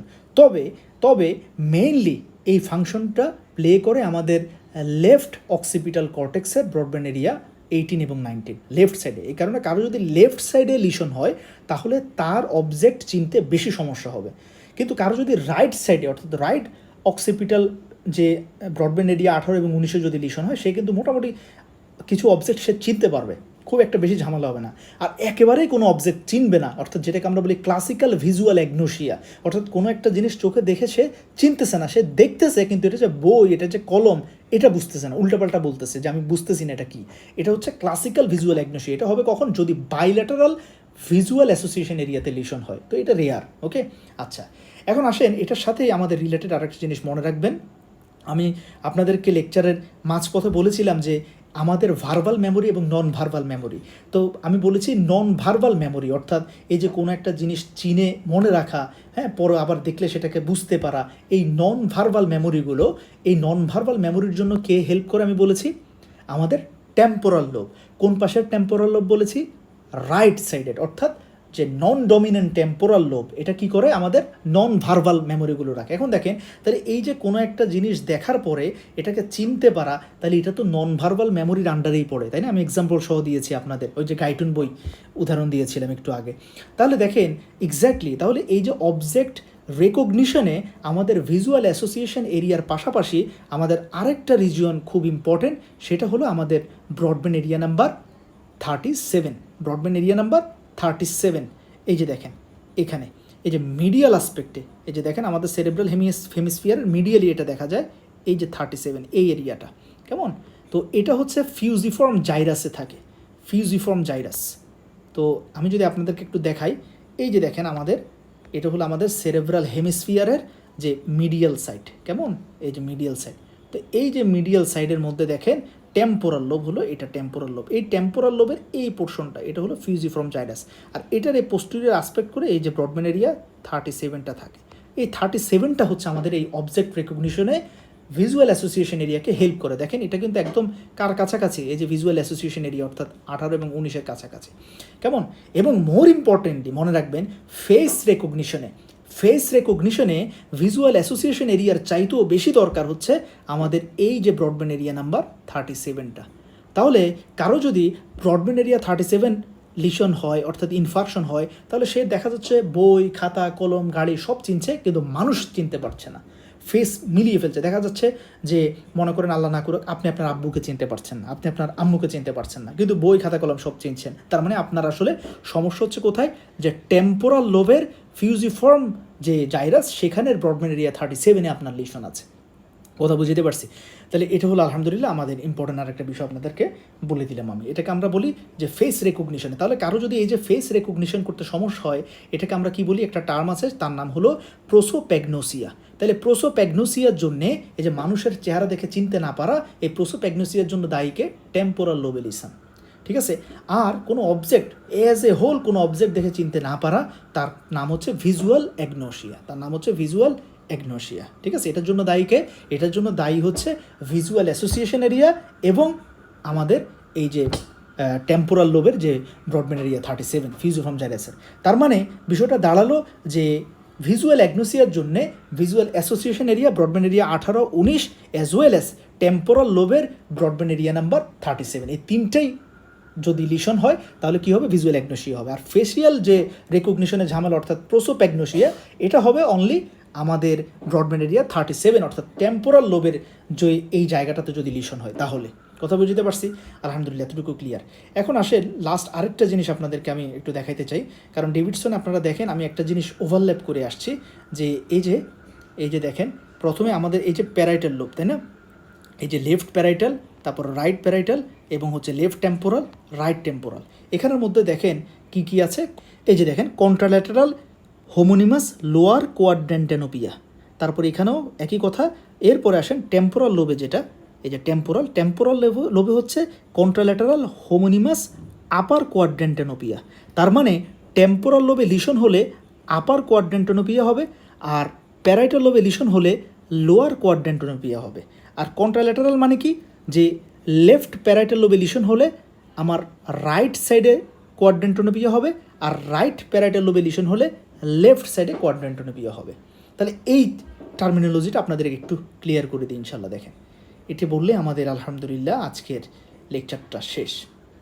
আমি জানি না, আমি সর্বোচ্চ চেষ্টা করেছি যতটুকু সিম্পলিফাই করে বলা যায়। দেখেন আমাদের রেটিনা থেকে ভিজুয়াল স্টিমুলাইটা অপটিক নার্ভ হয়ে অপটিক পাথ হয়ে আলটিমেটলি তারা ল্যাটারাল জেনিকুলেট বডি থেকে ওরা কোথায় এসে শেষ হয় তাদের যাত্রাপথ, এই যে আমাদের ভিজুয়াল কর্টেক্স অর্থাৎ ব্রডব্যান্ড এরিয়া নাম্বার 17 অর্থাৎ প্রাইমারি ভিজুয়াল এরিয়াতে আসে। এখন এই যে ল্যাটারাল জেনিকুলেট বডি থেকে এই যে প্রাইমারি ভিজুয়াল এরিয়াতে যখন আসার সময় ওরা প্যারাইটাল লোব দিয়েও আসে, টেম্পোরাল লোব দিয়েও আসে। প্যারাইটাল লোব দিয়ে আসার সময় ওরা একটু উপর দিয়ে আসে, এটাকে বলে আপার ফাইবার, কারণ প্যারাইটাল লোব টেম্পোরাল লোবের উপরে, একটু চিন্তা করেন উপরে, তাহলে এই যে উপর দিয়ে আসছে এটা হচ্ছে আপার ফাইবার। দেখেন এই যে আপার ফাইবার, তাহলে আপার ফাইবারটা হচ্ছে প্যারাইটাল লোবে। তাহলে মনে রাখবেন আপার ফাইবার যদি কাটা পড়ে অর্থাৎ আবার আপার ফাইবারে যদি কোনো লিশন হয়, ইনফার্কশন হয়, তাহলে ঝামেলা হবে লোয়ার। তাহলে ভিশনের সমস্যা হবে কোথায়, কোয়াড্র্যান্টেনোপিয়া হবে, লোয়ার কোয়াড্র্যান্টেনোপিয়া হবে। আর লোয়ার ফাইবার অর্থাৎ যেটা টেম্পোরাল লোব দিয়ে আসে, লোয়ার ফাইবারে যদি কোনো লিশন হয় দেখেন, তাহলে কোয়াড্র্যান্টেনোপিয়া কোথায় হবে, আপার কোয়াড্র্যান্টেনোপিয়া হবে। ওকে, এখন নাম্বার 2, যদি লেফট সাইডে লিশন হয় তাহলে আমাদের কোয়াড্র্যান্টেনোপিয়া এটা হবে রাইট, অর্থাৎ আমাদের ভিজুয়াল যে ফিল্ড আছে ভিজুয়াল ফিল্ডের রাইট সাইডে ঝামেলাটা হবে। কথা বুঝতে পারছি? আচ্ছা, এখন আসেন ডিরেক্ট এক্সাম্পলে চলে আসি। দেখেন একদম মাথা ঠান্ডা, 3 সেকেন্ড একটু পজ নেন। ওকে, বিসমিল্লাহ, শুরু করেন। এই যে দেখেন 5 নাম্বার অর্থাৎ এখানে ইনফার্কশন বা এখানে লিশন হয়েছে, অর্থাৎ এই যে ফাইবার এটা কাটা পড়ছে due to ischaemia, due to haemorrhage, due to raised ICP, যে কোনো কারণে মনে করেন এই যে আপার ফাইবার যেটা প্যারাইটাল লোব দিয়ে যাচ্ছিল এটা কাটা পড়ছে। তাহলে দেখেন যদি আপার ফাইবার কাটা পড়ে তাহলে ঠিক করেন এটা কি আপার কোয়াড্র্যান্টেনোপিয়া হবে নাকি লোয়ার, লোয়ার হবে। ওকে, তাহলে 1 নাম্বার ঠিক হয়ে গেছে যে এটা হবে লোয়ার। তাহলে লোয়ার মানে ইনফেরিয়র, এই যে ইনফেরিয়র কোয়াড্র্যান্টেনোপিয়া। ওকে, তাহলে একটা জিনিস আমরা বুঝলাম আলহামদুলিল্লাহ। এখন আসেন এই যে কাটাটা পড়ছে এটা আপনার কোন পাশে সেরেব্রাল হেমিস্ফিয়ারে, এটা হলো লেফট সেরেব্রাল হেমিস্ফিয়ারে। তাহলে আপনার কোন ভিজুয়াল ফিল্ড এফেক্টেড হবে, কন্ট্রাল্যাটারাল হবে, রাইট, কারণ এই যে অপোজিট পাশ থেকে এরা আসে, তাহলে এই যে কন্ট্রাল্যাটারাল। তার মানে দেখেন আপনার ভিজুয়াল অর্থাৎ 2 চোখেরই রাইট সাইডের ভিজুয়াল ফিল্ড এফেক্টেড হবে, যেহেতু লেফট সাইডে লিশন। ওকে, এই কারণে দেখেন এখানে এই যে আমাদের রাইট আইয়ের ডান পাশে এফেক্টেড, তারপরে আসেন লেফট আইয়ের তাও ডান পাশে এফেক্টেড, তাহলে দুটো আইরই আমাদের রাইট সাইড এফেক্টেড হয়েছে। ক্লিয়ার? আর লিশন হচ্ছে লেফটে, তাহলে এই কারণে রাইট। আলহামদুলিল্লাহ, ক্লিয়ার? আচ্ছা, আর এই যে এটাকে যদি আমরা 4টা কোয়াড্রেন্টে ভাগ করি, তাহলে এটা হচ্ছে রাইট লোয়ার কোয়াড্রেন্ট, এই কারণে রাইট ইনফেরিয়র কোয়াড্রেন্টোনোপিয়া বলছি। হোমোনিমাস কথার কারণ কি? হোমোনিমাস মানে হলো যে দুটো আইয়েরই একই পাশে, দেখেন রাইট আইয়ের রাইট সাইডে, আবার লেফট আইয়েরও রাইট সাইডে, এই কারণে হচ্ছে হোমোনিমাস। আচ্ছা, ঠিক একইভাবে আসেন যে যদি লোয়ার ফাইবার কাটা পড়ে, যেমন দেখেন এই যে 4 নম্বর যে মার্কিংটা দেখেন, তাহলে এখানে টেম্পোরাল ফাইবারটা কাটা পড়ছে, যেটা লোয়ার ফাইবার। তো লোয়ার ফাইবার কাটা পড়লে কী হবে? আপার কোয়াড্রেন্টোনোপিয়া বা সুপেরিয়র, এই কারণে দেখেন সুপেরিয়র কোয়াড্রেন্টোনোপিয়া। তাহলে এটা কোন পাশে? লেফট পাশে। তাহলে ভিশন লস হবে কোন ফিল্ডের? ভিজুয়াল ফিল্ড এফেক্টেড হবে, যেহেতু লেফট লিশন রাইটে হবে, তাহলে রাইটে। ওকে, তাহলে এই কারণে দেখেন এই চিত্রটাতে দেখেন একদম যে এই যে ডান চোখের উপরে অর্থাৎ সুপেরিয়র, তাহলে কোন পাশে? রাইট সাইডে, এই যে ডান চোখের আপার রাইট কর্নার, এই যে আপার রাইট কর্নার। আবার বাম চোখেরও আপার রাইট কর্নার, তাহলে দুইজনেরই আপার রাইট কর্নার গেছে, তাহলে দুইজনেরই একই পাশে, এই কারণে হোমোনিমাস। এবং আপার, এই কারণে সুপেরিয়র। কোন পাশের ভিজুয়াল ফিল্ড এফেক্টেড? রাইট সাইডের, এই কারণে রাইট সুপেরিয়র হোমোনিমাস কোয়াড্রেন্টোনোপিয়া। আশা করি আলহামদুলিল্লাহ এটা ক্লিয়ার। তাহলে দেখেন এই যে কোয়াড্রেন্টোনোপিয়ার যে ব্যাপারটা, তাহলে এটা হচ্ছে দেখার সাথে, অর্থাৎ সে সরাসরি এই জায়গাটাতে কিছু দেখতে পাবে না, কিছুই দেখতে পারবে না, মানে আলোই সে আসে নাই তার, এরকম মনে হবে। তাহলে যদি আমি একটা ডায়াগ্রাম আপনাদের দেখাই, একটু দেখেন, এটা দেখেন, তাহলে দেখেন সে হচ্ছে প্যারিস দেখছে, এটা হচ্ছে আমি আর আপনি, মনে করেন আলহামদুলিল্লাহ আমরা সুস্থ, আমরা পুরোপুরি দেখতে পাচ্ছি। কিন্তু দেখেন যদি তার ভিজুয়াল কর্টেক্স অর্থাৎ যে primary visual area, Brodmann area 17তে যদি ঝামেলা হয়, এটাতে দেখেন তাহলে সে এক পাশে তার কোনো আলোই সে বুঝতেছে না। এটা কি বিল্ডিং, এটা কি রাস্তা নাকি গাড়ি, সেটা বোঝা তো বহু দূরের কথা, তার তো আলোই সে রিসিভ করতে পারে নাই। তাহলে দেখেন যে প্রাইমারি ভিজুয়াল এরিয়ার সাথে সরাসরি লাইট পারসেপশন রিলেটেড, আর অবজেক্ট রেকগনিশন, এই বিষয়গুলো, এগুলোর জন্য প্রয়োজন হচ্ছে সেকেন্ডারি ভিজুয়াল এরিয়া। কথা বুঝতে পারছি? তাহলে আলহামদুলিল্লাহ এতটুকু হচ্ছে আমাদের মেইন ব্যাপারটা। তো এই হলো আমাদের টোটাল সেরেব্রাল কর্টেক্সের ব্রডব্যান্ড এরিয়াগুলো আলহামদুলিল্লাহ। তো আশা করি এখন আপনাদের আর বুঝতে কোনো ঝামেলা হবে না, এবং ইনশাল্লাহ আমরা আমাদের নেক্সট পার্টে আমাদের খুব র্যাপিডলি আমরা এখন স্ট্রোকের যে ব্যাপারগুলো আপনাদের ইজিলি ইনশাল্লাহ বলতে পারবো। আমি জাস্ট বলবো যে কোন সেরেব্রাল আর্টারি এখানে প্রয়োজন, ইনফেকশন কোথায় হবে, তাহলে লিশনটা কী হবে, পেশেন্টের সিমটম কী হবে, এটা আপনি ইনশাল্লাহ ইজিলি নিজেই বুঝবেন। ওকে, সো থ্যাংক ইউ এভরিওয়ান, সবাই ভালো থাকবেন, সুস্থ থাকবেন, আল্লাহ হাফেজ, আসসালামু আলাইকুম রহমতুল্লাহ।